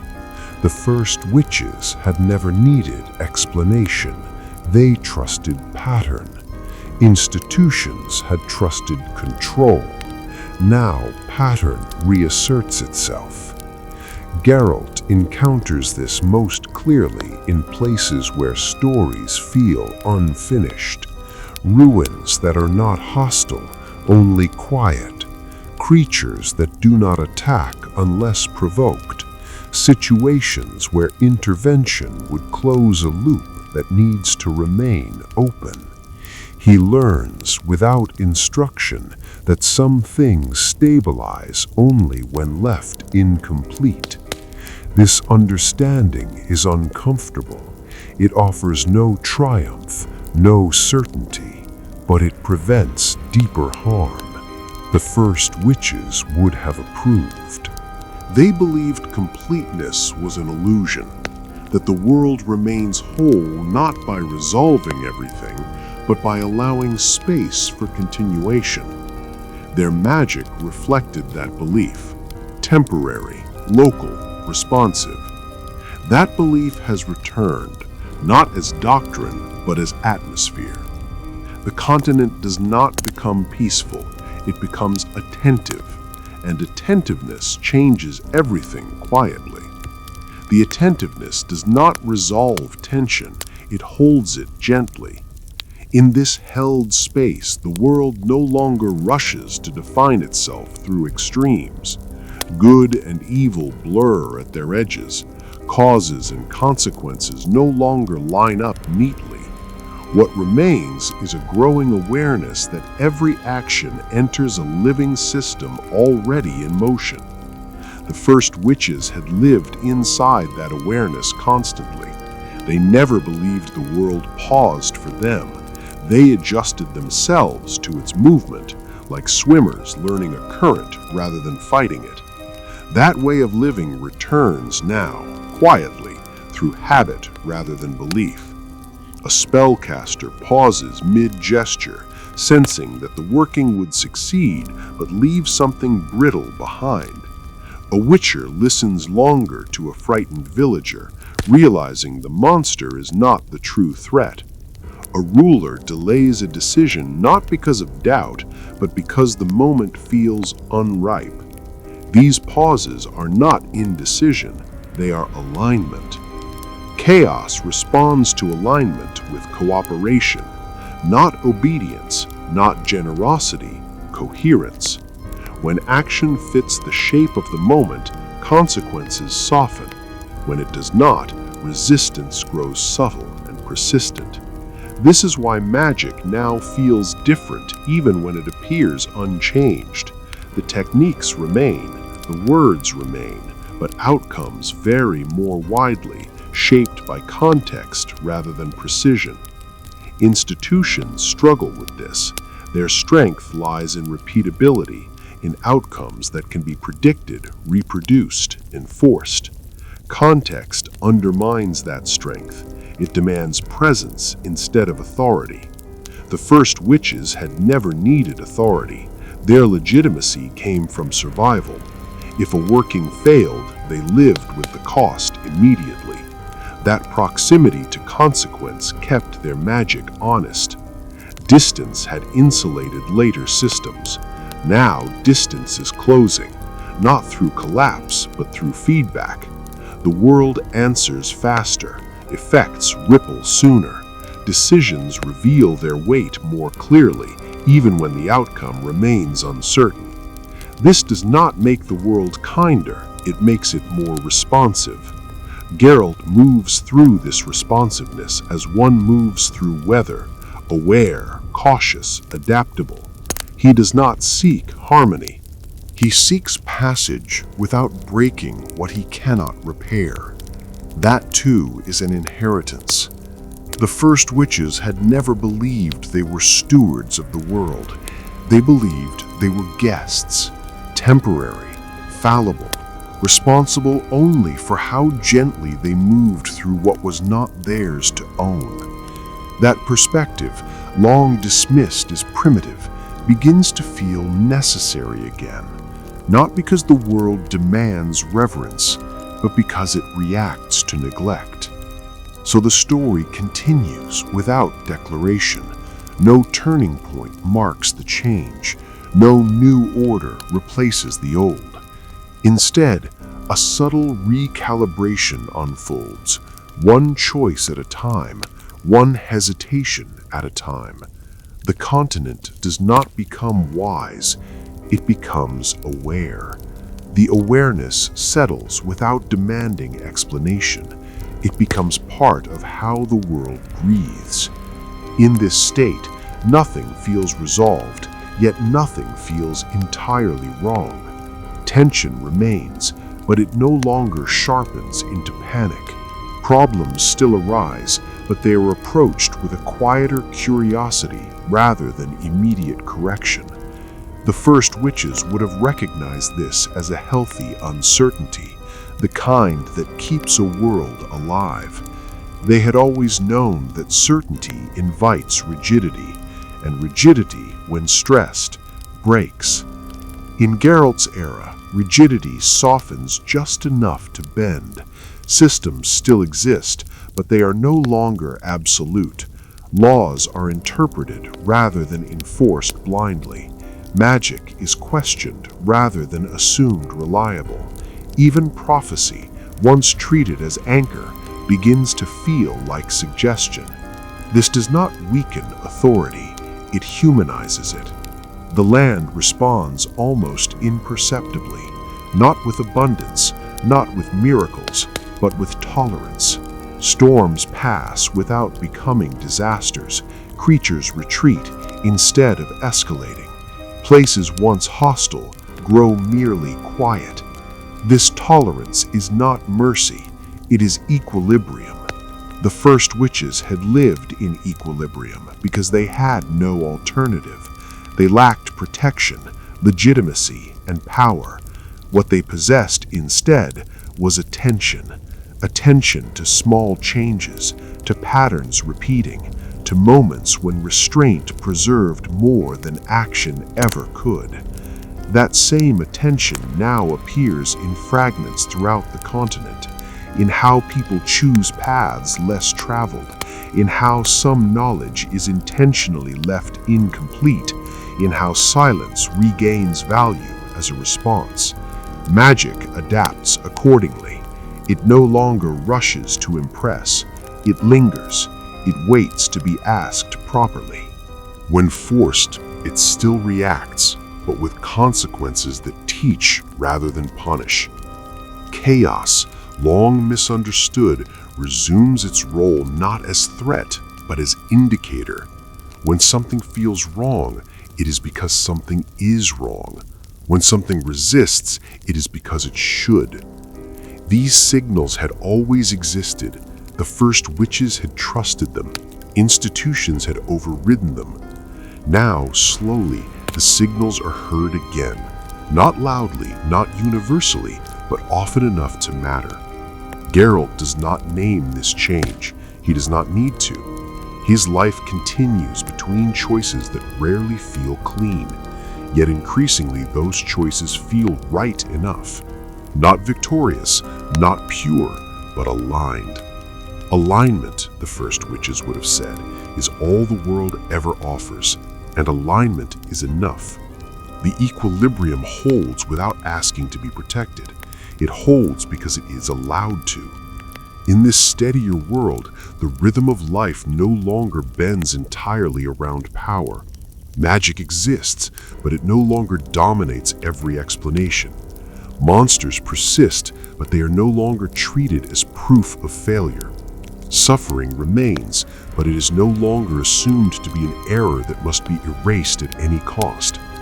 This shift is not moral, it is practical. The first witches had never believed the world could be perfected. They believed it could be lived with. Their magic reflected that belief, temporary, adaptive, willing to withdraw when the cost grew too high. Now that willingness returns quietly. People begin to accept that some places should remain untouched, that some knowledge should remain partial, that some power once gained should not be exercised simply because it can be. These are not ideals preached aloud. They are habits formed through repetition, through watching what happens when restraint is ignored. Magic responds to habit more readily than to intention. Where restraint becomes routine, chaos softens. It does not disappear, but it stops pressing. It flows around rather than against. Where insistence remains, resistance grows, not explosively, but relentlessly. This is how balance asserts itself, not through punishment, but through fatigue. Institutions find that overreach costs more than it yields. Interventions demand constant maintenance. Predictions require endless revision. Power becomes something that must be defended rather than enjoyed. In contrast, those who act less find their actions matter more. The first witches had lived by this paradox. Their influence was small, but it endured. They did not seek permanence, they accepted passing roles, helping here, withdrawing there, leaving behind no structure that demanded upkeep. That approach, once dismissed as weakness, begins to feel efficient again. Geralt's path continues through this landscape of quiet correction. Each contract reveals layers rather than conclusions. Each choice echoes beyond its immediate outcome. He learns, without instruction, that survival in this world depends less on strength than on judgment. Not knowing what to do is no longer failure. Sometimes it is accuracy. The land continues to listen. The currents of chaos continue to adjust. The story does not push forward. It widens slightly, making room for uncertainty without collapsing into it. This widening is subtle, but it is enough. The widening does not feel like progress. It feels like space. In this space, the world stops insisting on being understood all at once. Events unfold without demanding interpretation. Causes and consequences loosen their grip on certainty. What matters more is attunement, a sense of when to act, when to wait, and when to step aside. The first witches had trusted attunement above all else. They did not ask the world to explain itself. They learned to recognize when it was unsettled, when it was receptive, and when it needed time rather than intervention. That same sensitivity now appears again, not as inherited knowledge, but as shared experience. People notice that repeated corrections exhaust a place, that reshaping land too often makes it brittle, that magic used habitually loses its gentleness. These realizations do not come from theory. They come from watching the same mistakes echo outward. Magic mirrors this watching. It becomes less dramatic, but more precise, not because it has been refined further, but because it is no longer asked to compensate for impatience. Chaos responds more clearly when it is not constantly interrupted. This clarity is unsettling to those who built their lives around certainty. Institutions depend on reliable outcomes. When outcomes grow contextual, authority thins, not abruptly, but steadily. This thinning is not collapse, it is redistribution. Influence moves away from centralized control and back toward lived experience. Those who spend time in a place begin to understand it better than those who rule it from afar. Knowledge becomes local again, temporary, responsive. The first witches would have smiled at this, not in triumph, but in recognition. They had always known that wisdom travels poorly when removed from context. Geralt senses this shift most clearly in silence, in the way forests feel less hostile when left alone, in how monsters hesitate where fear does not press them forward, in moments when the right choice feels less like decision and more like acknowledgement. He does not mistake this for peace. The world remains dangerous, but it is no longer frantic. This is the difference the first witches had always guarded, the difference between danger that teaches and danger that consumes. Chaos, when acknowledged, instructs. When denied, it overwhelms. The continent is learning again, not quickly, not cleanly, but honestly. The honesty does not announce itself as truth, it appears as recognition. Recognition that the world does not need to be mastered to be survived. Recognition that power, once accumulated, does not automatically know how to rest. Recognition that some imbalances exist not to be corrected, but to be witnessed until they pass. This kind of recognition changes how people stand in the world. In Geralt's era, fewer individuals seek certainty through dominance. More accept uncertainty as a condition of living. This does not make them passive, it makes them precise. They choose their moments carefully, understanding that every action reshapes the field in which the next must occur. The first witches had lived by this understanding because they had no alternative. They were never powerful enough to impose order, so they learned to navigate disorder without being consumed by it. That skill returns now, quietly, wherever people grow tired of forcing outcomes. Magic responds with restraint of its own.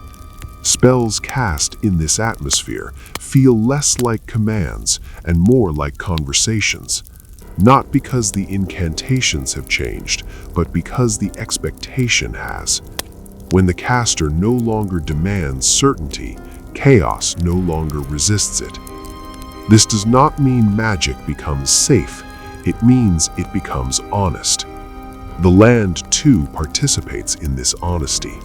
It no longer absorbs endless correction without response.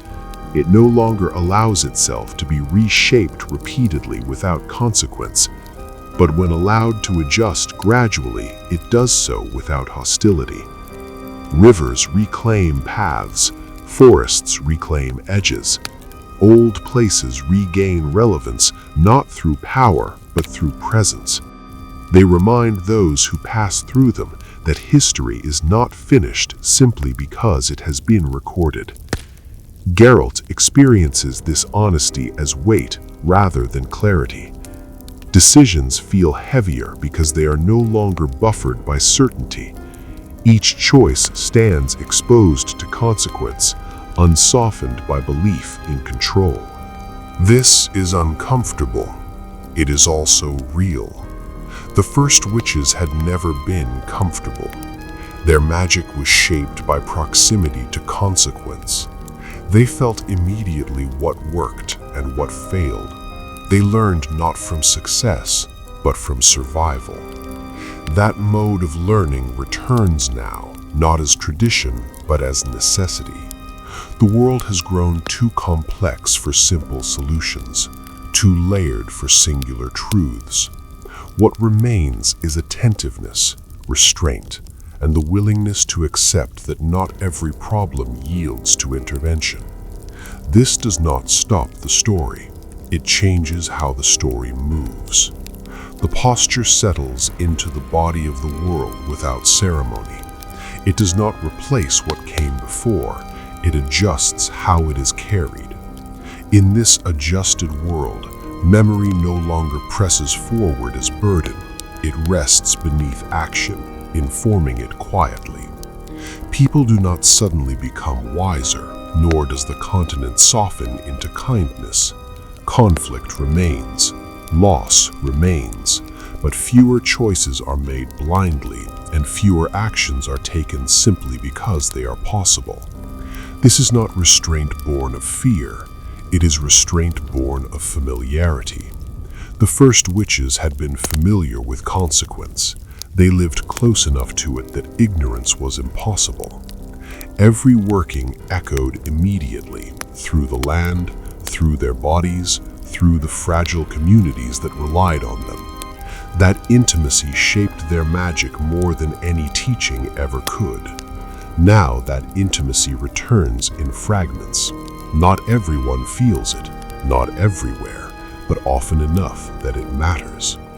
Magic, when used in this posture, no longer rushes ahead of understanding. It waits for consent from the moment itself. When that consent is absent, resistance grows, not violently, but persistently, like ground that refuses to bear further weight.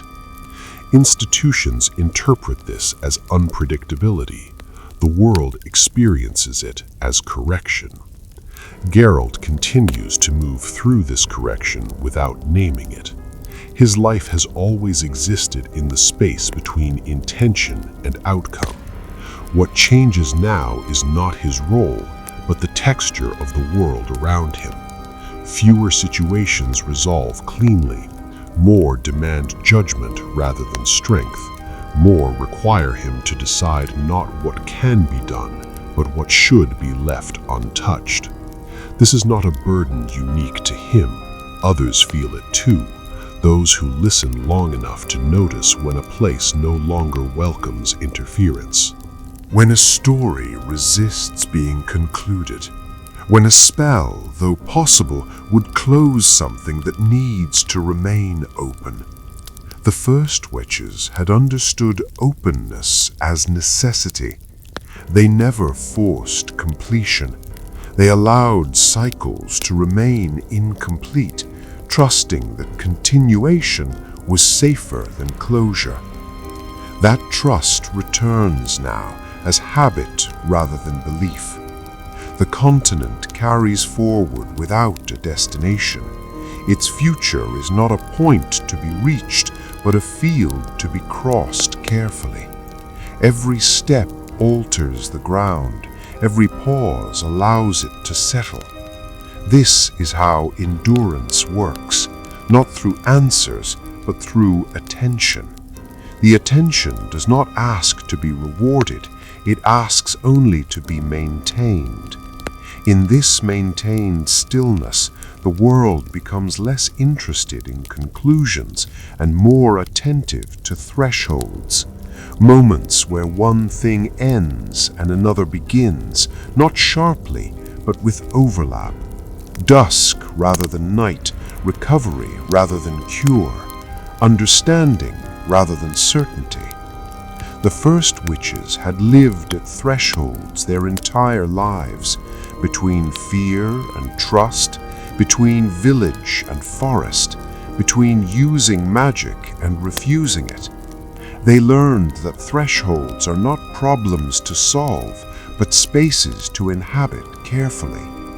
That way of inhabiting returns now. People linger longer at decisions, not out of hesitation, but recognition that rushing past a threshold often creates fractures that last generations. The world seems to allow this lingering. It does not punish delay. It responds with subtle alignment when patience is shown. Magic reflects this immediately.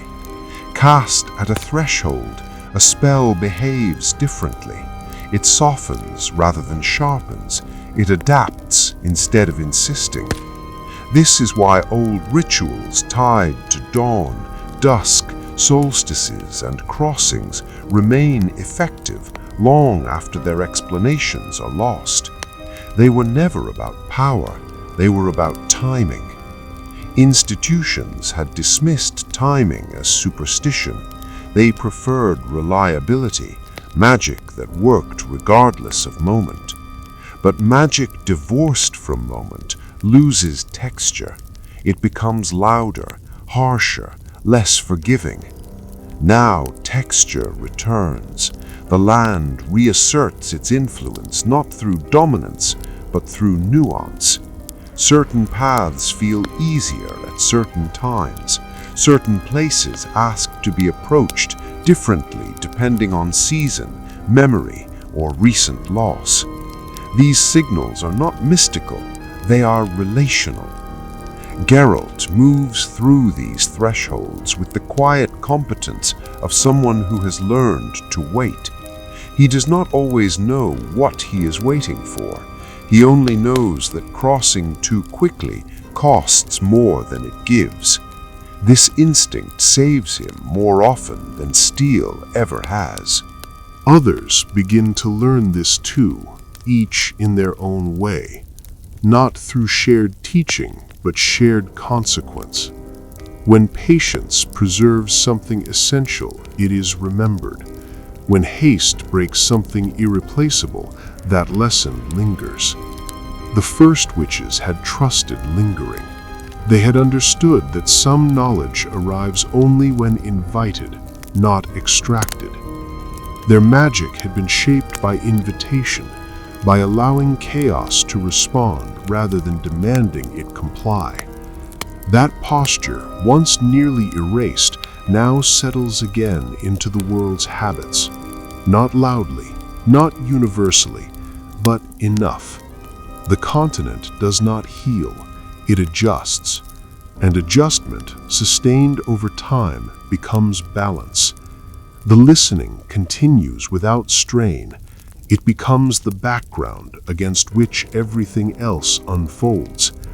At this threshold, nothing dramatic happens. No revelation arrives to explain the world. No final insight gathers all loose threads into order. Instead, the continent settles into a way of moving that feels older than memory and newer than history. This is how the first witches lived. They never waited for clarity, they waited for readiness.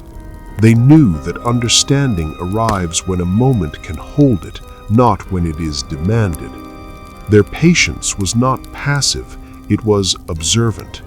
They watched how the land responded, how people changed after intervention, how silence sometimes repaired what effort could not.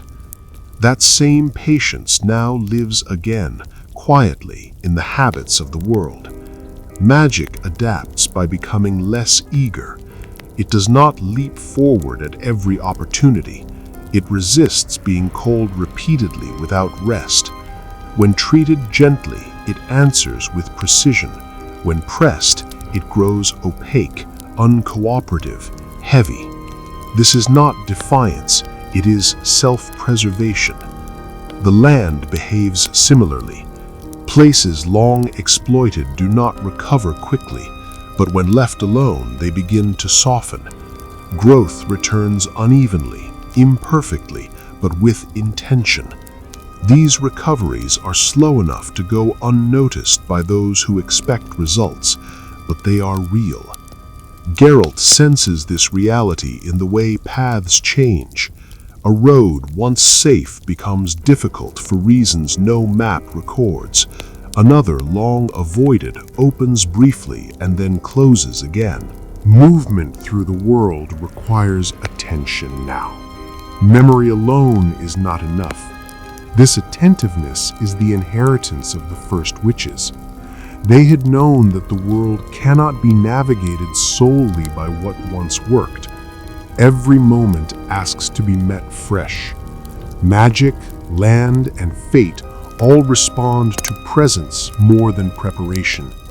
Institutions struggle with this. Their strength lies in repetition, in systems that behave predictably. As the world grows more contextual, those systems strain. They respond by reinforcing structure, unaware that structure is no longer what the moment requires. The world does not oppose them, it simply stops cooperating. This quiet withdrawal changes everything, slowly. Power becomes expensive. Certainty becomes rare. Decisions demand more listening than command. Those unwilling to adapt find themselves constantly correcting problems they no longer understand. Those who adapt find fewer problems, but must live with ambiguity. The first witches had lived comfortably with ambiguity. They never expected resolution, they expected continuity. Their magic did not aim to conclude stories, it aimed to allow them to continue without breaking. That aim returns now, not as teaching, but as atmosphere. The continent breathes in this way, holding, releasing, adjusting, without asking to be noticed. It does not require belief, only participation. And so the story remains open, not unfinished, unforced. The endurance does not seek permanence, it accepts change without demanding direction. In this openness, the world becomes less concerned with what it is and more attentive to how it is treated. Places respond not to labels, but to care. People are shaped not by doctrines, but by the consequences they are willing to carry. The first witches had lived this way instinctively. They did not define themselves by role or title. They defined themselves by proximity, to land, to outcome, to the quiet knowledge that nothing done in isolation remains isolated for long. That knowledge circulates again now. Magic, when approached without urgency, grows subtle. It does not announce success, it settles into outcomes gently, leaving fewer scars behind. When urgency returns, magic stiffens, as if reminding the caster that haste always demands payment. This pattern becomes familiar. People learn, not all at once, not consciously, that restraint preserves possibility, that acting later can be wiser than acting first, that leaving something unresolved can prevent deeper harm. These lessons are not celebrated, they are lived. Geralt continues along roads that shift beneath his feet. His work remains dangerous, necessary, incomplete. He does not mistake endurance for peace, but he senses that the world no longer presses him toward false clarity. It allows uncertainty to remain, and in doing so, makes space for judgment. Others sense this too, each in their own way. A healer who stops trying to fix every ailment, a mage who refuses a working that would succeed but destabilize a region, a community that chooses adaptation over expansion. These choices do not change history dramatically, they change trajectory. The first witches had trusted trajectory more than outcome. They knew that survival depends not on avoiding harm entirely, but on preventing harm from compounding. Their magic was never about victory, it was about continuity. That continuity holds now, quietly, without insisting on recognition. The world does not thank those who listen, it simply cooperates a little more readily when it is not forced. This cooperation is fragile, it can be broken, it will be tested again and again, but for now, it exists. And existence, sustained gently enough, is enough. The persistence deepens, and with it, the world remembers something older than patience. Long before institutions argued over chaos, long before witches learned their signs, the continent had already endured cycles of arrival and withdrawal. The conjunction of the spheres was not the first disturbance the world had survived. It was simply the most visible. Worlds touched, separated, and left residues. Not all of those residues were monstrous. Some were patterns, instincts, ways of responding to instability. Those patterns never vanished. They settled. In Geralt's era, the return of attentiveness awakens another layer of memory, one that predates human magic entirely. Elven ruins begin to feel less inert, not powerful in the way towers are powerful, but aware. The Aeon Seed had once shaped magic through harmony rather than command, drawing chaos along existing currents instead of forcing it to obey. That method failed them in the end, not because it was flawed, but because harmony does not survive conquest. Still, traces remain.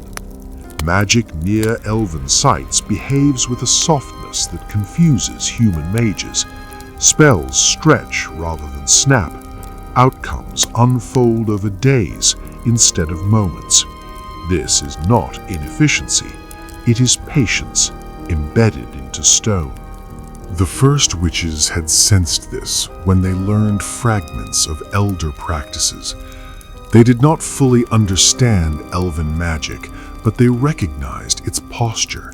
It aligned rather than imposed. It allowed time to complete what power could not. That posture surfaces again now, faintly, in how the world responds to restraint. Another system begins to show its age: prophecy. Once treated as map, prophecy becomes weather, not instruction, but indication. Visions contradict each other, not because fate is broken, but because the future is no longer being narrowed aggressively. Probability widens. Paths remain open longer. This unsettles those who rely on foresight. It steadies those who rely on judgment. The first witches had never trusted prophecy. They believed the future listened too closely to be predicted safely. Speaking it aloud often hardened it unnecessarily. They preferred signs, subtle shifts, repeated symbols, changes in behavior rather than declarations. Geralt's world begins to function this way again. Warnings arrive indirectly. Monsters appear where imbalance grows. Dreams repeat, not to foretell events, but to draw attention. The land communicates without certainty, inviting response rather than obedience. This is why catastrophic endings do not arrive all at once. The white frost, whispered of in fragments, remains distant, not because it has been defeated, but because the world has not yet closed around it. Futures are delayed when rigidity softens. Collapse waits when pressure eases. Delay is not salvation, but it is time. The first witches had always worked with time rather than against it. They borrowed it, they stretched it, they returned it gently when they were done. Their magic did not stop endings, it postponed them long enough for something else to grow. That skill returns now, not widely, not consciously, but sufficiently. The continent does not move toward a final shape, it resists being finalized, and in that resistance, it remains alive. The waiting becomes part of the world's posture. Endings no longer press forward with inevitability, they hover instead, distant enough to be acknowledged, close enough to be respected. The continent learns, slowly, that not every future must be rushed into being. Some must be approached with care, others allowed to remain undefined. This, too, was an instinct of the first witches. They understood that the future is most fragile when named too early, that declaring an ending often traps the present into fulfilling it. Silence to them was not avoidance, it was protection, a way of keeping possibility alive. In Geralt's era, this instinct surfaces again where it is least expected. Conflicts pause without resolution, not because peace has been achieved, but because escalation feels wrong. Magical experiments are postponed indefinitely, not from fear of failure, but from a sense that the world is not ready to absorb their consequences. Even monsters in some regions appear less frequently, not absent, but hesitant, as though the conditions that once shaped them have softened. The land does not heal fully, it stabilizes. Stability, in this sense, is not stillness, it is elasticity, the ability to bend without breaking, to absorb pressure without collapsing. The first witches had cultivated elasticity wherever they lived. They never tried to harden the world into safety. They kept it flexible enough to endure stress. Magic responds to this flexibility immediately. Where elasticity exists, chaos disperses rather than concentrates. It flows outward instead of pooling dangerously. Spells cast in such environments feel lighter, even when their effects are profound. They do not demand compensation as harshly, because the system around them can adjust. This is why some places feel safer now, without being protected. Safety no longer comes from wards or control, but from balance that has not been overcorrected. Geralt senses this elasticity when he chooses routes others avoid, not because they are dangerous, but because they are unpredictable. Unpredictability, when not forced into order, becomes navigable rather than threatening. It asks for awareness, not domination. The first witches would have trusted such paths. They believed that predictability, not danger, was the greater risk. A predictable system can be exploited until it breaks. An unpredictable one demands attention, humility, adaptation. Adaptation is returning now, quietly. People adjust expectations. They stop assuming the world owes them solutions.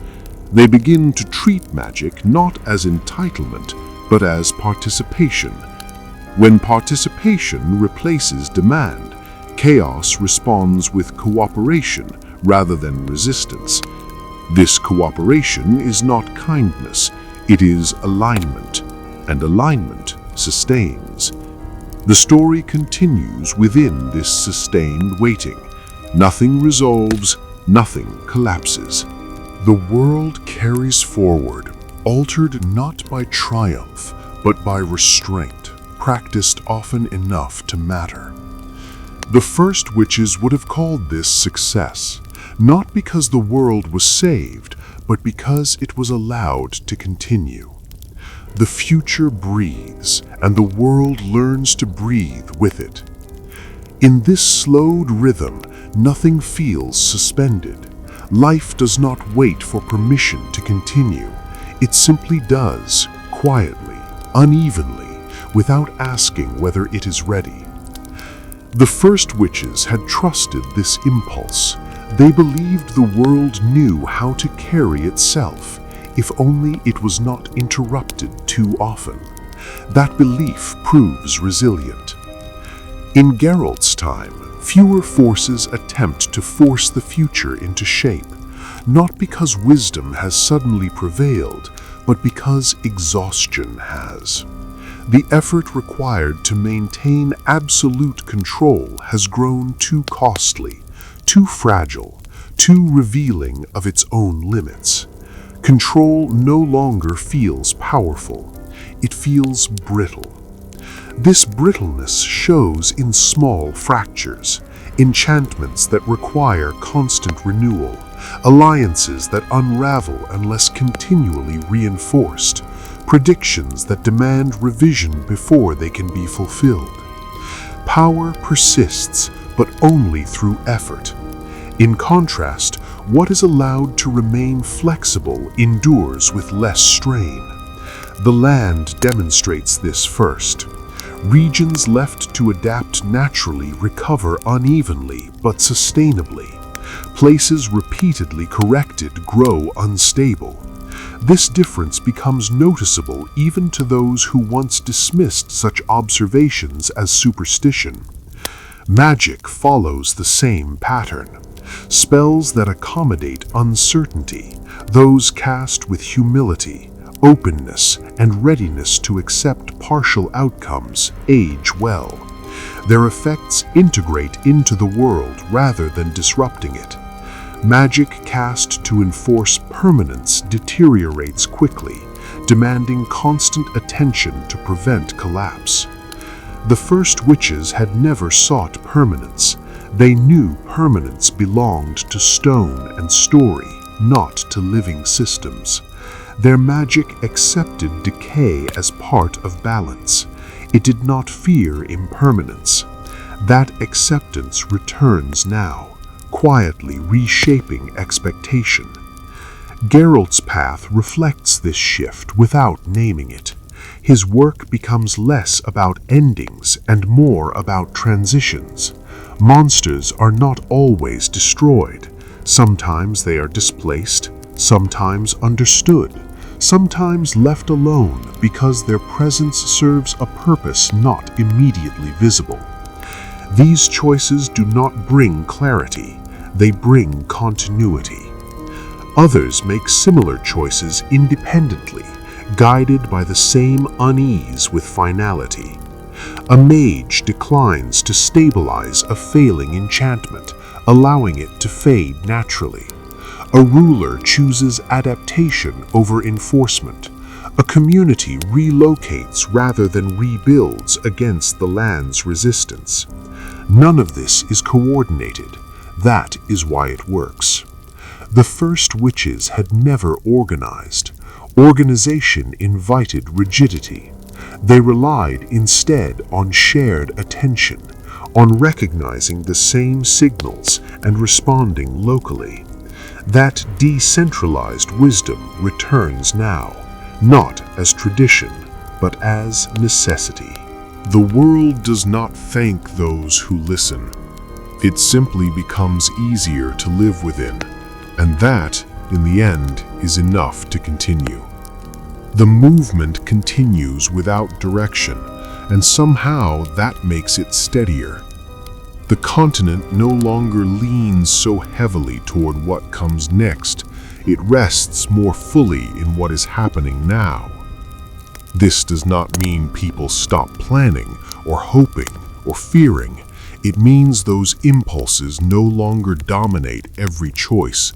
They exist, but they no longer rule. The first witches would have understood this immediately. They had lived in a present that was never secure enough to ignore.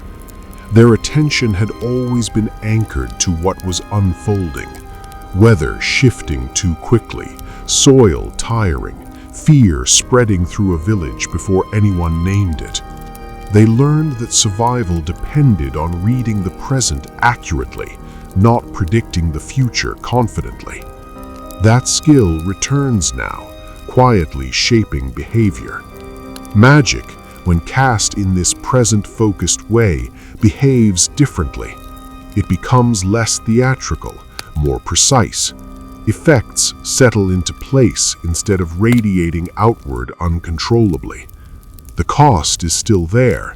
Chaos never stops demanding balance, but it is distributed more gently, absorbed by systems that have not been stretched thin already. This is not because magic has grown weaker, it is because it is being asked less. The land, long pressured to produce certainty, responds with relief. Subtle signs appear where once there were warnings. Wildlife patterns stabilize. Old scars remain, but they stop widening. The world does not heal completely, but it stops worsening. This pause matters. Geralt moves through this landscape with the instinct of someone who has learned that urgency often lies. He does not rush to define threats. He listens longer than most. He notices when something feels unfinished rather than dangerous. That distinction saves lives, not only his own. Others, watching him without realizing they are watching, begin to imitate this posture. Not his skills, but his pacing. His refusal to resolve situations that resist resolution. His willingness to accept outcomes that feel incomplete but stable. The first witches had lived by this rule. A stable imperfection is safer than a forced solution. They had seen too many perfect answers unravel into catastrophe. That rule circulates again now, without attribution, without ceremony. Institutions still exist, power still moves, conflicts still arise, but the world no longer accelerates toward collapse as eagerly as it once did. Friction increases, resistance appears earlier, feedback arrives faster. The continent is learning to protect itself, not through defense, but through response. This learning does not end. It does not reach a moment of clarity or resolution. It continues quietly in every choice that favors alignment over insistence, listening over command, and patience over certainty. And so the story remains open, breathing, adjusting, continuing. The possibility remains, not as promise, but as condition. In this condition, the world no longer strains to justify itself. It does not hurry to explain why some things endure while others fade. It simply continues, carrying forward what can be carried and letting the rest loosen its grip naturally. The first witches had trusted this looseness. They knew that clinging too tightly to meaning could distort it, that the world, like magic, needed room to adjust its own weight. That understanding settles now into the continent's quieter moments. Travelers notice that some roads feel heavier than others, not because they are cursed, but because they have been walked too often without rest. Other paths, long ignored, open briefly, offering passage not because they are safer, but because they are ready. These openings do not last. They are invitations, not guarantees. Magic mirrors this behavior. It answers best when approached as invitation rather than command. When a working is shaped with awareness of its surroundings, land, history, recent loss, it integrates smoothly. When cast in isolation, detached from context, it resists, warps, or demands disproportionate cost. This does not surprise those who have learned to watch. Geralt, moving through this living uncertainty, does not search for meaning in outcomes. He looks instead at what remains after action. If the world settles, the choice was sound. If tension lingers, he knows something unresolved has been disturbed. This is not morality, it is calibration. The first witches calibrated constantly. They adjusted not to ideals, but to feedback. If a place grew hostile, they withdrew. If a ritual strained the land, they waited.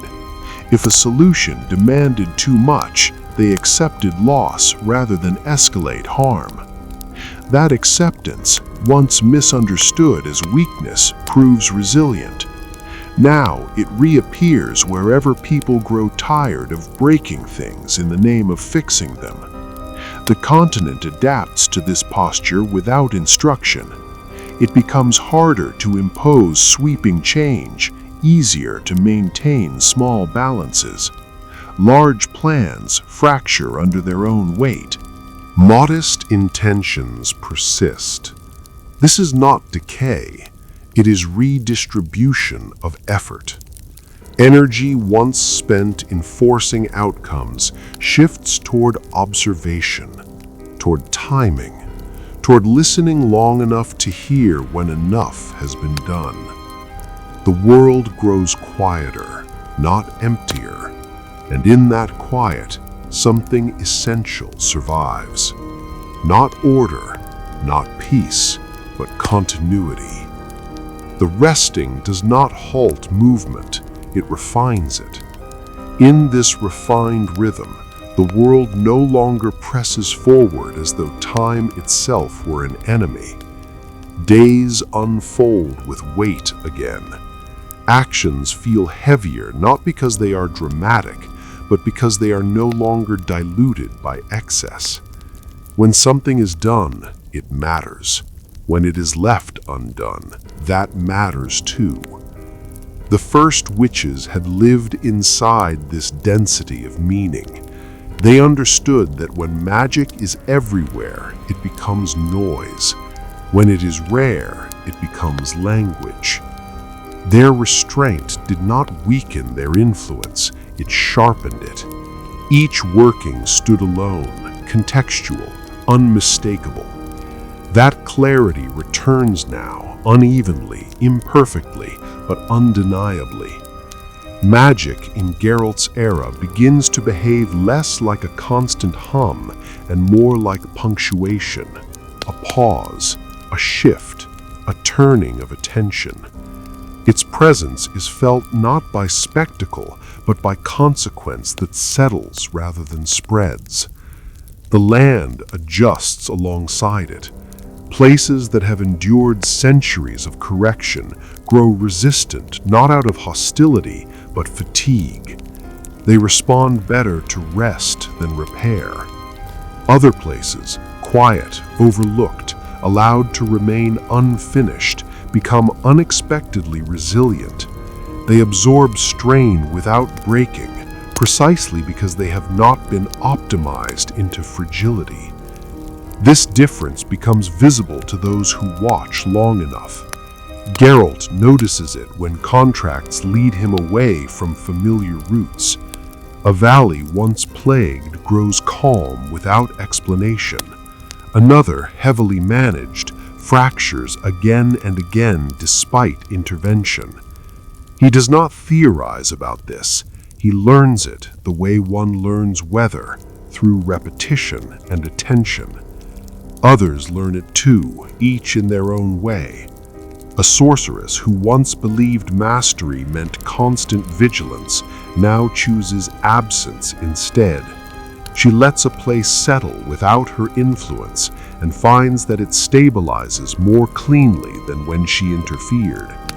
A ruler advised to impose order chooses delay and watches tension disperse on its own. These moments do not make history, they make space. The first witches had always worked in space rather than time. They did not seek to accelerate outcomes, they created room for them to arrive naturally. Their magic was not a force pushing forward, but a pressure easing back. That easing returns now, woven into habit rather than belief. The continent does not become enlightened, it becomes less desperate. And desperation, more than ignorance, had always been the greatest threat to balance. So the world continues, not toward resolution, not toward collapse, but along a quieter path where adjustment replaces ambition and listening replaces insistence. Nothing ends here. The story remains open because it must, and it endures because it is finally allowed to. The allowance changes the weight of every step. When the world is no longer forced to conclude, it redistributes effort naturally. What once required constant reinforcement begins to sustain itself. What depended on pressure alone reveals its weakness and slowly loosens. This is not decay, it is sorting. The first witches had trusted sorting. They believed the world knew what it could carry and what it needed to shed. Their role had never been to decide for it, only to notice when the strain grew too great and to step back before something tore. That instinct surfaces again now, in ways so ordinary they almost escape notice. A village abandons a practice that once worked but now costs too much. A mage declines to refine a spell that already strains its surroundings. A witcher walks away from a contract not because it is impossible, but because it would bind him to a cycle that worsens with each repetition. These decisions do not look heroic, they look careful. Magic responds to care with stability, not safety, never safety, but coherence. Effects remain local, consequences remain proportional. Chaos disperses instead of pooling. The world absorbs intervention rather than rebounding from it. This proportionality had been the first witches' constant measure. They never asked whether something could be done. They asked whether its consequences would remain bearable. That question returns now, quietly shaping judgment across the continent. Institutions notice the change only as friction. Their solutions encounter resistance sooner. Their plans require more adjustment. They interpret this as inefficiency, unaware that the world is no longer willing to carry excess without response. The world has grown selective. Selectivity is not hostility, it is discernment. Geralt senses this discernment when he crosses places that feel complete without intervention. He feels it when danger exists but does not escalate, when tension holds without demanding resolution. These moments are not peaceful, but they are stable. Stability, he learns again and again, does not require perfection. It requires restraint, practiced often enough to become habit. The first witches had practiced it without naming it. They had learned that the most dangerous belief is that every imbalance must be corrected immediately. Some imbalances exist to slow the world down, to prevent it from tearing itself apart through speed alone. Speed had nearly undone everything. Now the pace settles, not into stillness, into rhythm. And rhythm, once regained, sustains itself quietly.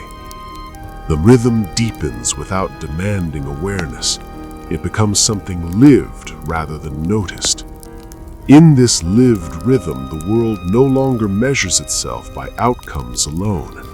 It pays attention to after effects, what lingers once action has passed, what remains unsettled, what settles without being touched. These traces matter more than success or failure. The first witches had always watched traces. They knew that magic's true shape appeared not at the moment of casting, but in the days that followed, in how animals behaved, in how sleep changed, in whether the land tightened or relaxed around a place. They trusted what lingered more than what dazzled. That trust returns now, quietly guiding behavior. Magic used sparingly leaves room behind it. Magic used insistently leaves residue. This distinction becomes easier to feel as the world grows less tolerant of excess. Spells that once would have been considered successful now feel unfinished if their aftermath strains the surroundings. This does not make practitioners weaker, it makes them attentive. Geralt's path continues through this attentiveness. He does not hurry to judge outcomes, he watches what follows. When a village calms after intervention, he knows the balance holds. When tension remains, he understands that something deeper has been disturbed. This awareness reshapes his choices more than any teaching ever could. Others learn similarly, not through shared doctrine, but through shared consequence. When restraint works, it is remembered. When insistence fails repeatedly, it is abandoned. The world adjusts to this learning with subtle cooperation. Places begin to recover when left alone long enough. Conflicts lose momentum when not constantly fed. Magic grows quieter, but not weaker, more deliberate, more integrated. The first witches would have recognized this as health, not safety, not peace, but resilience. They had believed resilience came from allowing systems to flex, to absorb pressure gradually rather than shattering under sudden force. Their magic had always aimed to soften impact, not eliminate risk. That aim reasserts itself now, woven into habit rather than belief. The continent continues under this guidance without naming it. There is no declaration, no reform, no turning point recorded, only a steady accumulation of small, careful choices that prevent larger fractures from forming. This is how worlds endure, not by avoiding danger, but by learning how to meet it without becoming rigid. The story remains open because it must remain responsive. Any ending would harden it prematurely. So it continues, breathing, adjusting, listening, as the first witches once did, and as the world remembers how to do again. The continuity holds, not as a line moving forward, but as a field widening quietly. Within this field, the world no longer treats endurance as something to be earned through struggle. It treats it as something that emerges when pressure is applied carefully, or not at all. Life continues to test its boundaries, but those boundaries are no longer reinforced blindly. They are adjusted, softened, or left to shift on their own. The first witches had trusted this widening. They believed the world needed room more than it needed answers. They had learned that when the world is given space, it reveals its own limits. When it is crowded by intention, those limits break unpredictably. Widening to them was not abandonment, it was an act of care. That understanding settles now into the continent's deeper layers. Life does not become easier, but it becomes less compressed. Pressure disperses instead of accumulating.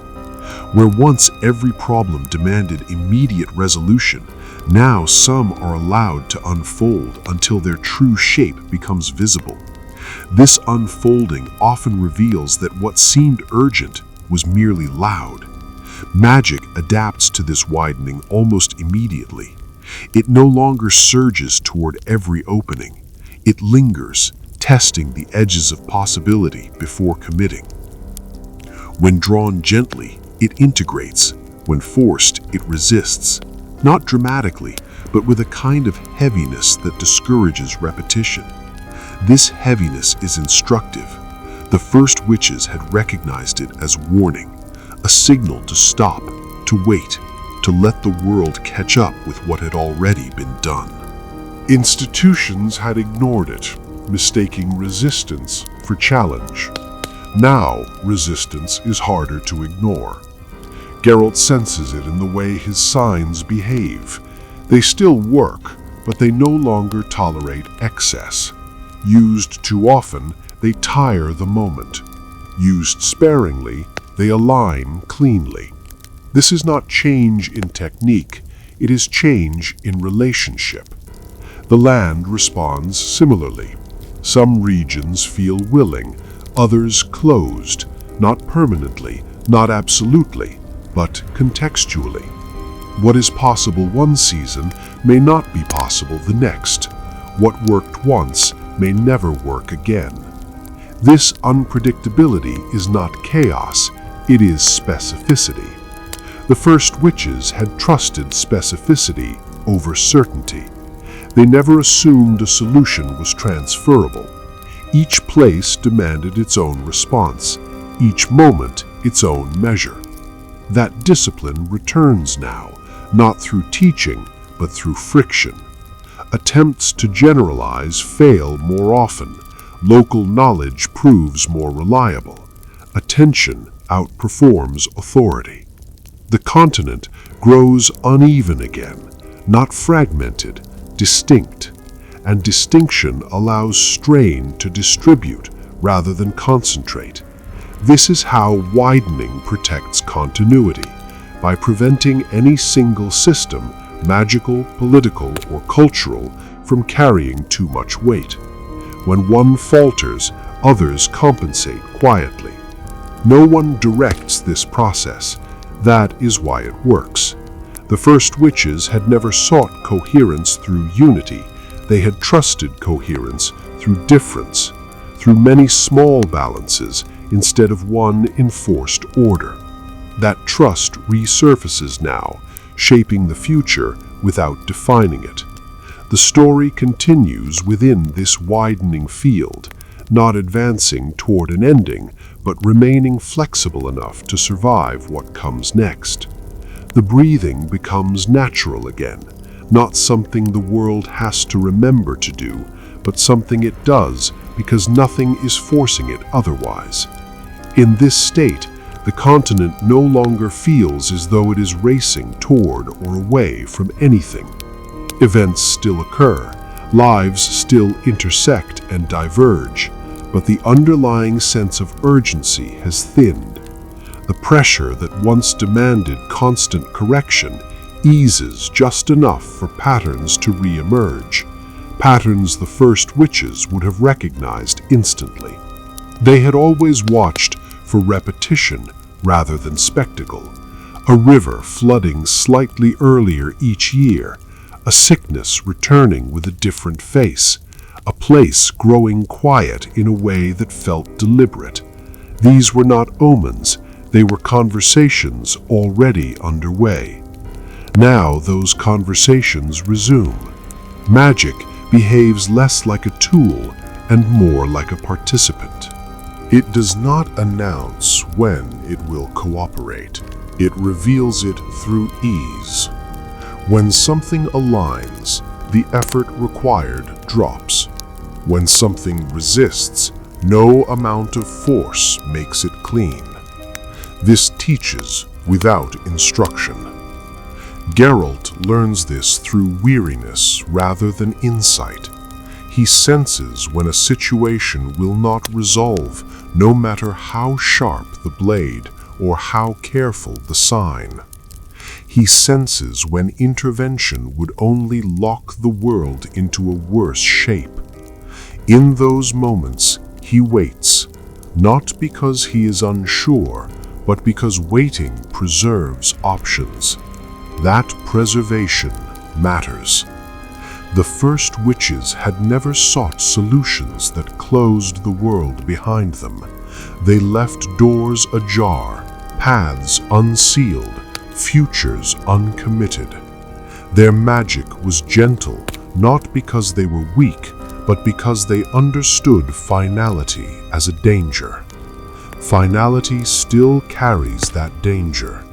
The continent, having pressed itself toward too many endings, learns again how to delay them. Not forever, just long enough for alternatives to surface, long enough for pressure to redistribute, long enough for the land to adjust its weight. This delay is not indecision, it is stewardship without ownership. Institutions feel this change as erosion. Their influence wanes not through rebellion, but through irrelevance in moments that require sensitivity rather than command. Power still exists, but it moves more slowly, less certain of itself. Those who listen move more easily.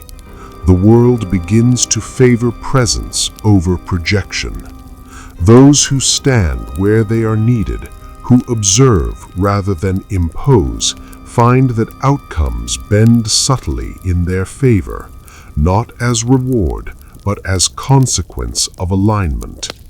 The first witches would have called this being in place, not belonging, not ruling, simply fitting. That sense of fitting returns now, scattered and uneven, but persistent enough to matter. The story does not conclude because it has learned not to. It rests in motion. It breathes between moments. It continues by knowing when not to push forward. And so we remain here, within a world that no longer demands an ending, only attention, only care, only the patience to let what must come arrive when it is ready. The patience holds, and in holding, it teaches without words. In this held time, the world stops mistaking movement for progress. It learns instead to notice direction, not where things are going, but how they are going there. A journey taken with strain leaves scars. One taken with awareness leaves paths that others can follow without harm. The first witches had always cared more about paths than destinations. They knew that the way something is done matters long after the reason for doing it has been forgotten. A ritual performed gently leaves the land receptive. One performed with force leaves it wary. Over time, those differences accumulate until places themselves seem to choose who may pass through them easily. This choice is not conscious, it is memory. Now, memory begins to matter again. Old crossings grow passable at certain hours. Ancient stones feel warm or cold without reason anyone can name. Some places seem to welcome those who arrive without expectation, while resisting those who come demanding results. These responses are not rewards, they are reflections. Magic behaves the same way. When approached as participation, it integrates. When approached as entitlement, it grows dense, unyielding, expansive. Chaos has not changed its nature, the relationship has.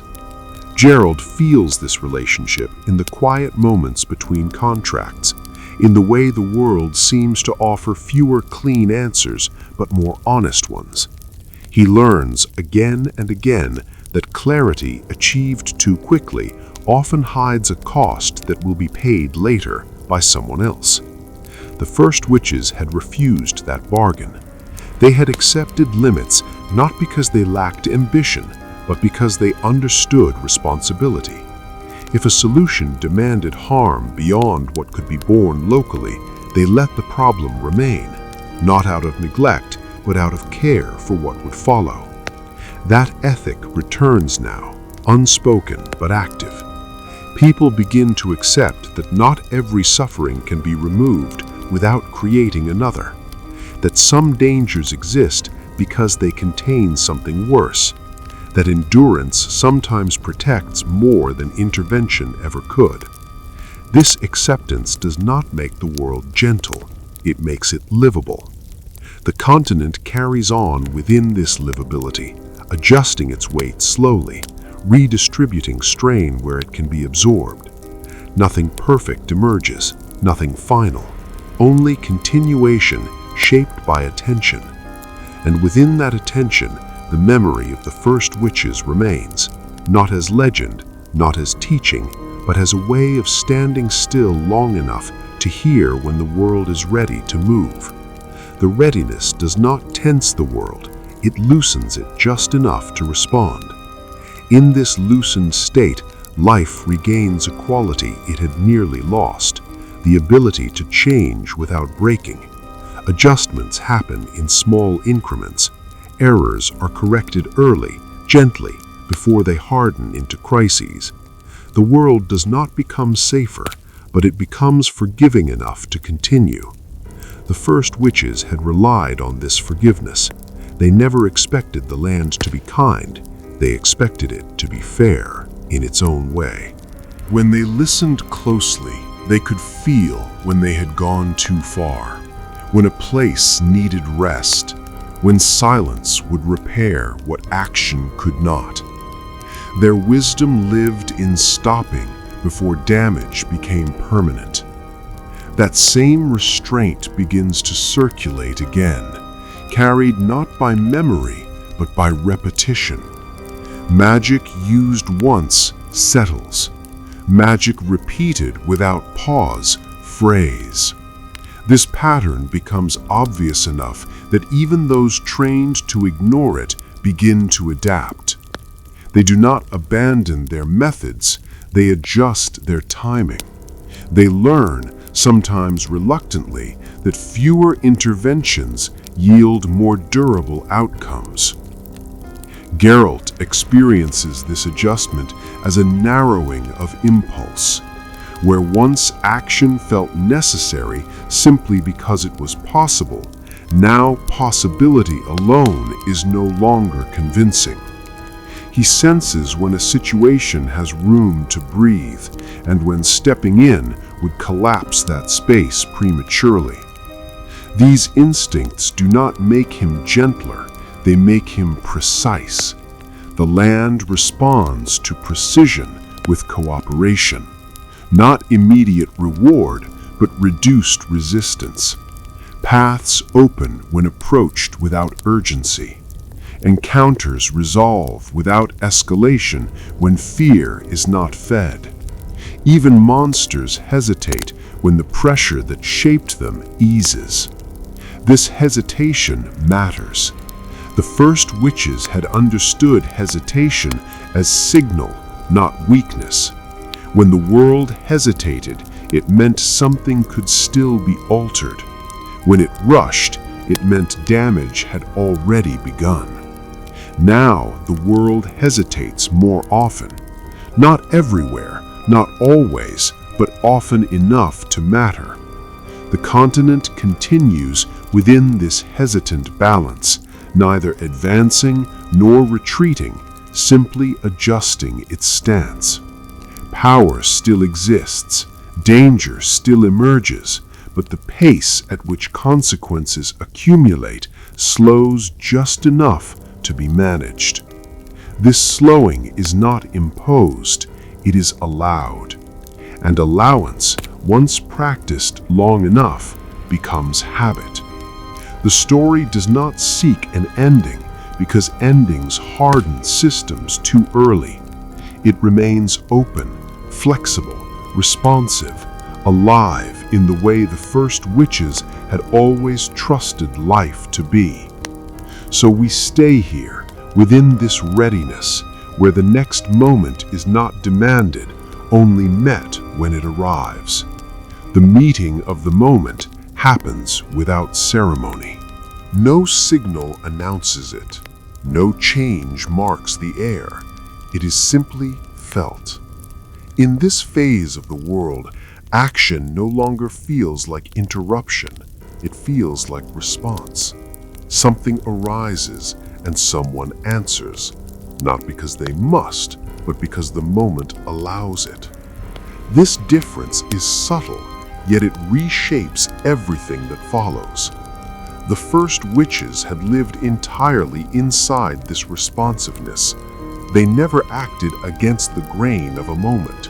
They waited until the grain revealed itself, until resistance softened into invitation or hardened into refusal.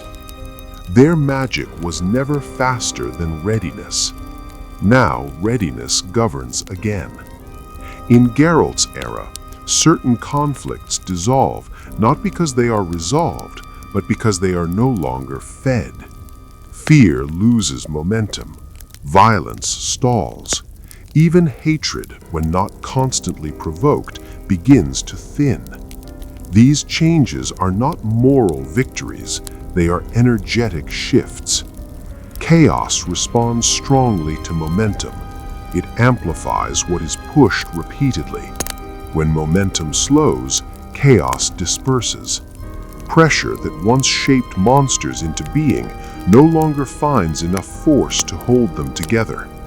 This is why some threats simply fade, not defeated, not redeemed, just no longer sustained.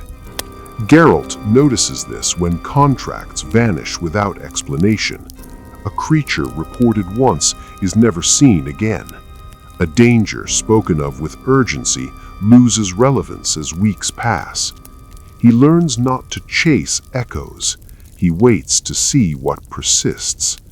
Persistence becomes the measure. The first witches had trusted persistence above all. If something endured across seasons, it deserved attention. If it flared and vanished, it was often better left alone. Their restraint spared the world countless unnecessary wounds. That restraint returns now as discernment. Magic cast in discernment integrates.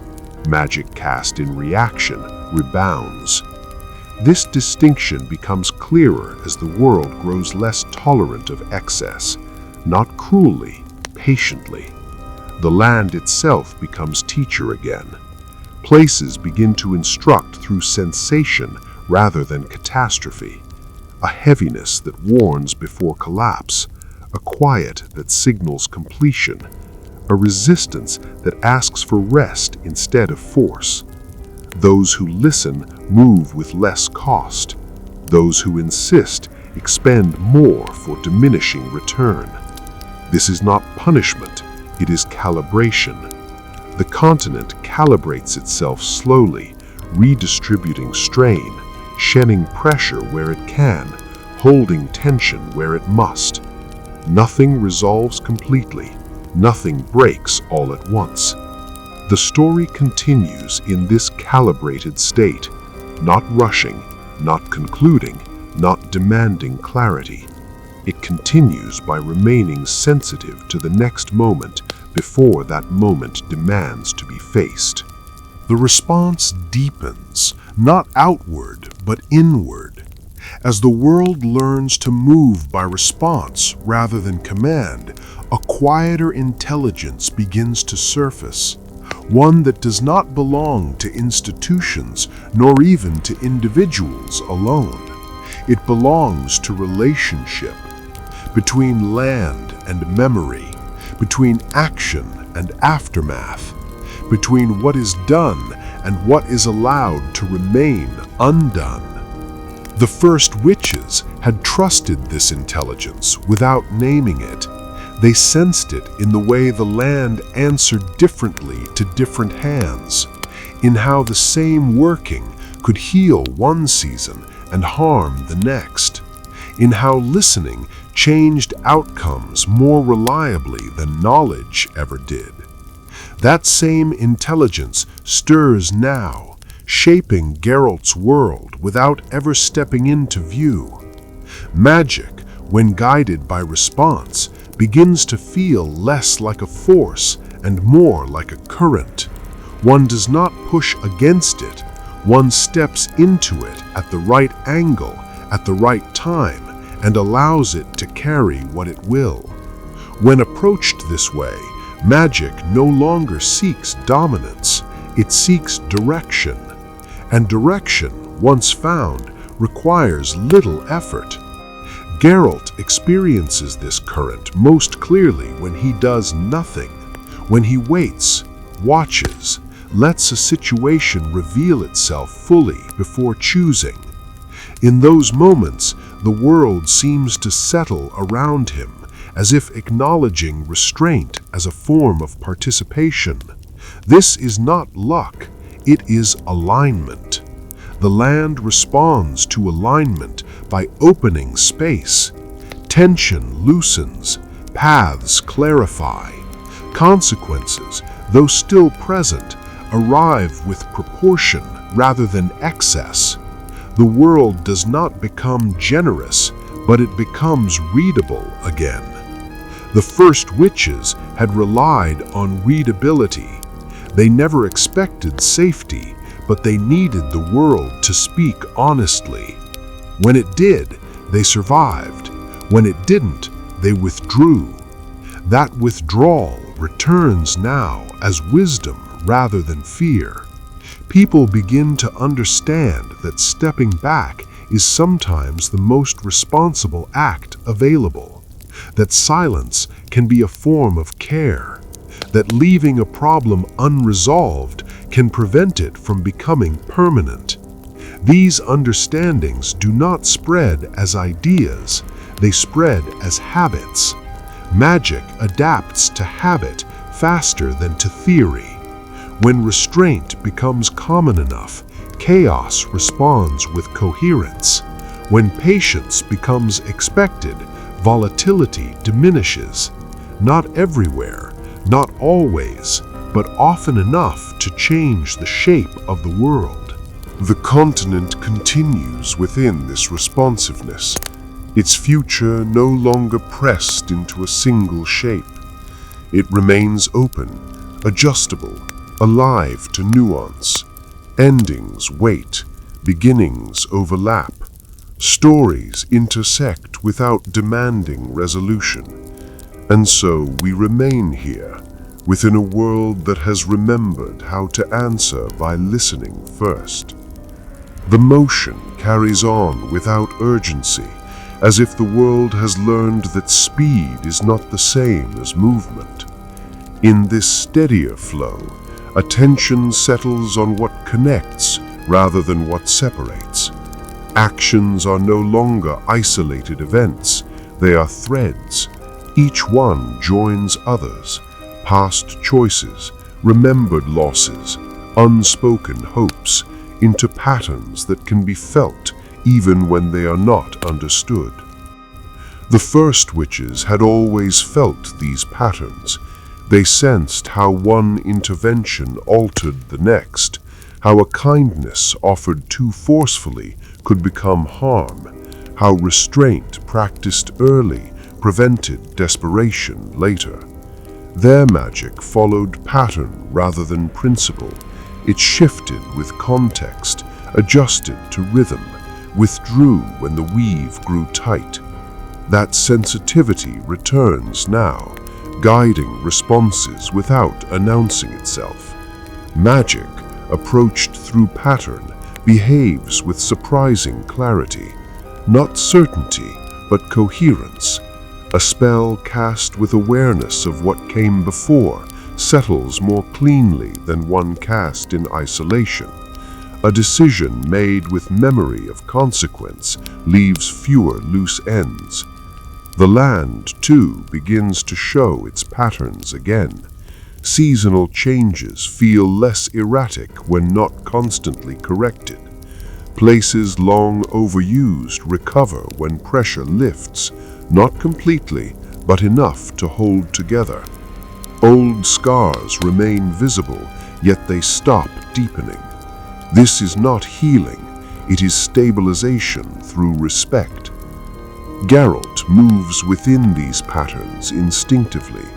He notices when trouble clusters, when several small disturbances point to a single strain beneath them.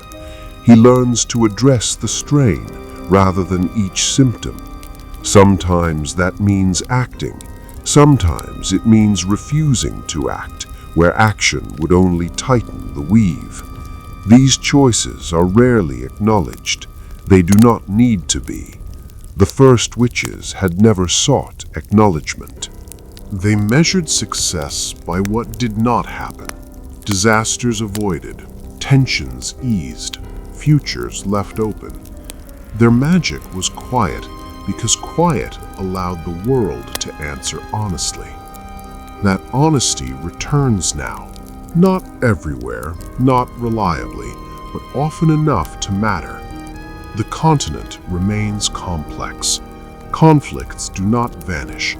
Danger does not soften into comfort, but the world becomes more legible to those willing to read it slowly. Signals emerge earlier. Resistance appears before collapse. Possibility remains where finality once pressed in too soon. This legibility is fragile. It depends on attention being maintained, on restraint not being mistaken for weakness, on patience not being mistaken for indecision. The world will test it again. Pressure will return. Urgency will resurface. But for now, the weave holds.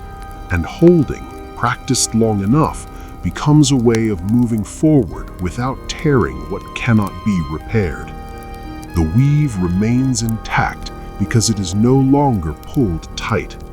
In this loosened continuity, the world accepts that not everything must be resolved to be understood.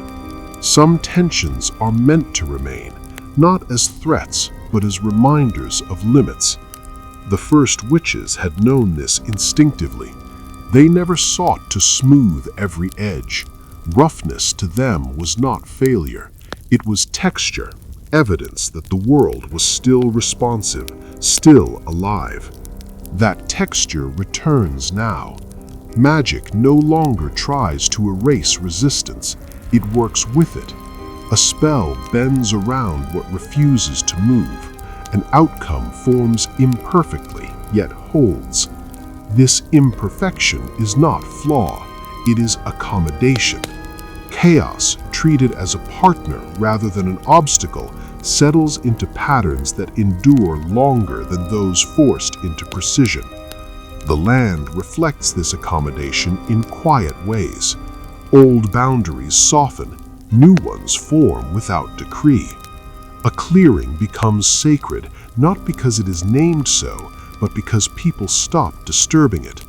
A ruin becomes habitable again, not through restoration, but through patience. Geralt notices these shifts without marking them as change. To him, they feel like familiarity returning, like the world recognizing something it had nearly forgotten about itself. He learns that listening is not passive, it is an action that takes time, presence, and restraint. It costs less energy than force, but demands more attention. When he listens well, the world answers sooner. When he rushes, it grows opaque. Others learn this lesson in their own ways, some through failure, some through loss, some simply through exhaustion. What they share is a growing reluctance to impose certainty where none exists. This reluctance alters the future quietly, not by preventing endings, but by spacing them apart. Not by eliminating danger, but by preventing it from compounding unchecked. The world remains precarious, but no longer brittle. The first witches would have recognized this state immediately. They would not have called it balance. Balance implies stillness. They would have called it holding, the continuous, attentive act of carrying weight without letting it fall all at once. Holding is work, but it is sustainable work. And so the continent continues, held together by countless small acts of restraint, listening, and timing. No single figure guides it. No doctrine defines it. It persists because enough people in enough places choose not to force what resists. The story remains open because closing it would require certainty the world no longer pretends to have. It moves forward by staying flexible, by remembering to breathe, by trusting that continuation, done gently enough, is itself a kind of wisdom. The holding does not loosen when the story ends. It becomes the ending itself. There is no final moment when the world declares itself saved, no single victory where chaos is mastered or balance achieved forever. The first witches never believed such a moment could exist. They understood that endings which claim permanence are usually the most fragile of all. Instead, the world arrives at something quieter, a pause, not the kind that waits for what comes next, but the kind that allows what already exists to settle into its own weight. The continent, worn by centuries of insistence, finally rests just enough to feel its own shape again. Magic breathes more slowly. The land answers more honestly. People, imperfect and uncertain, begin to trust hesitation as much as action. Geralt walks onward, as he always has. There is no revelation granted to him, no secret entrusted at the end of the road. What he carries instead is familiarity, the sense that the world no longer asks him to rush toward conclusions it cannot bear. Some monsters will still need killing. Some evils will still demand resistance. Some losses will still arrive without meaning or fairness. But fewer things will be forced simply because they can be. And that is enough. The memory of the first witches does not return as names or teachings. It returns as posture, as the way hands hesitate before shaping power, as the way silence is allowed to finish a thought, as the way the world is listened to before it is corrected. They are present wherever someone chooses restraint over certainty, where someone leaves a door open rather than sealing it shut, where someone understands that survival is not domination, but participation. The continent does not become whole, it becomes livable. And in that livability, life continues, uneven, fragile, enduring. Stories remain unfinished, futures remain open. The world carries its weight, not because it has solved itself, but because it has learned how not to break under the effort of trying. This is how the first witches would have wanted it. Not an ending, not a triumph, just a world that knows how to keep going without forgetting how to listen. And so the story rests here, not closed, but complete enough to let the silence speak.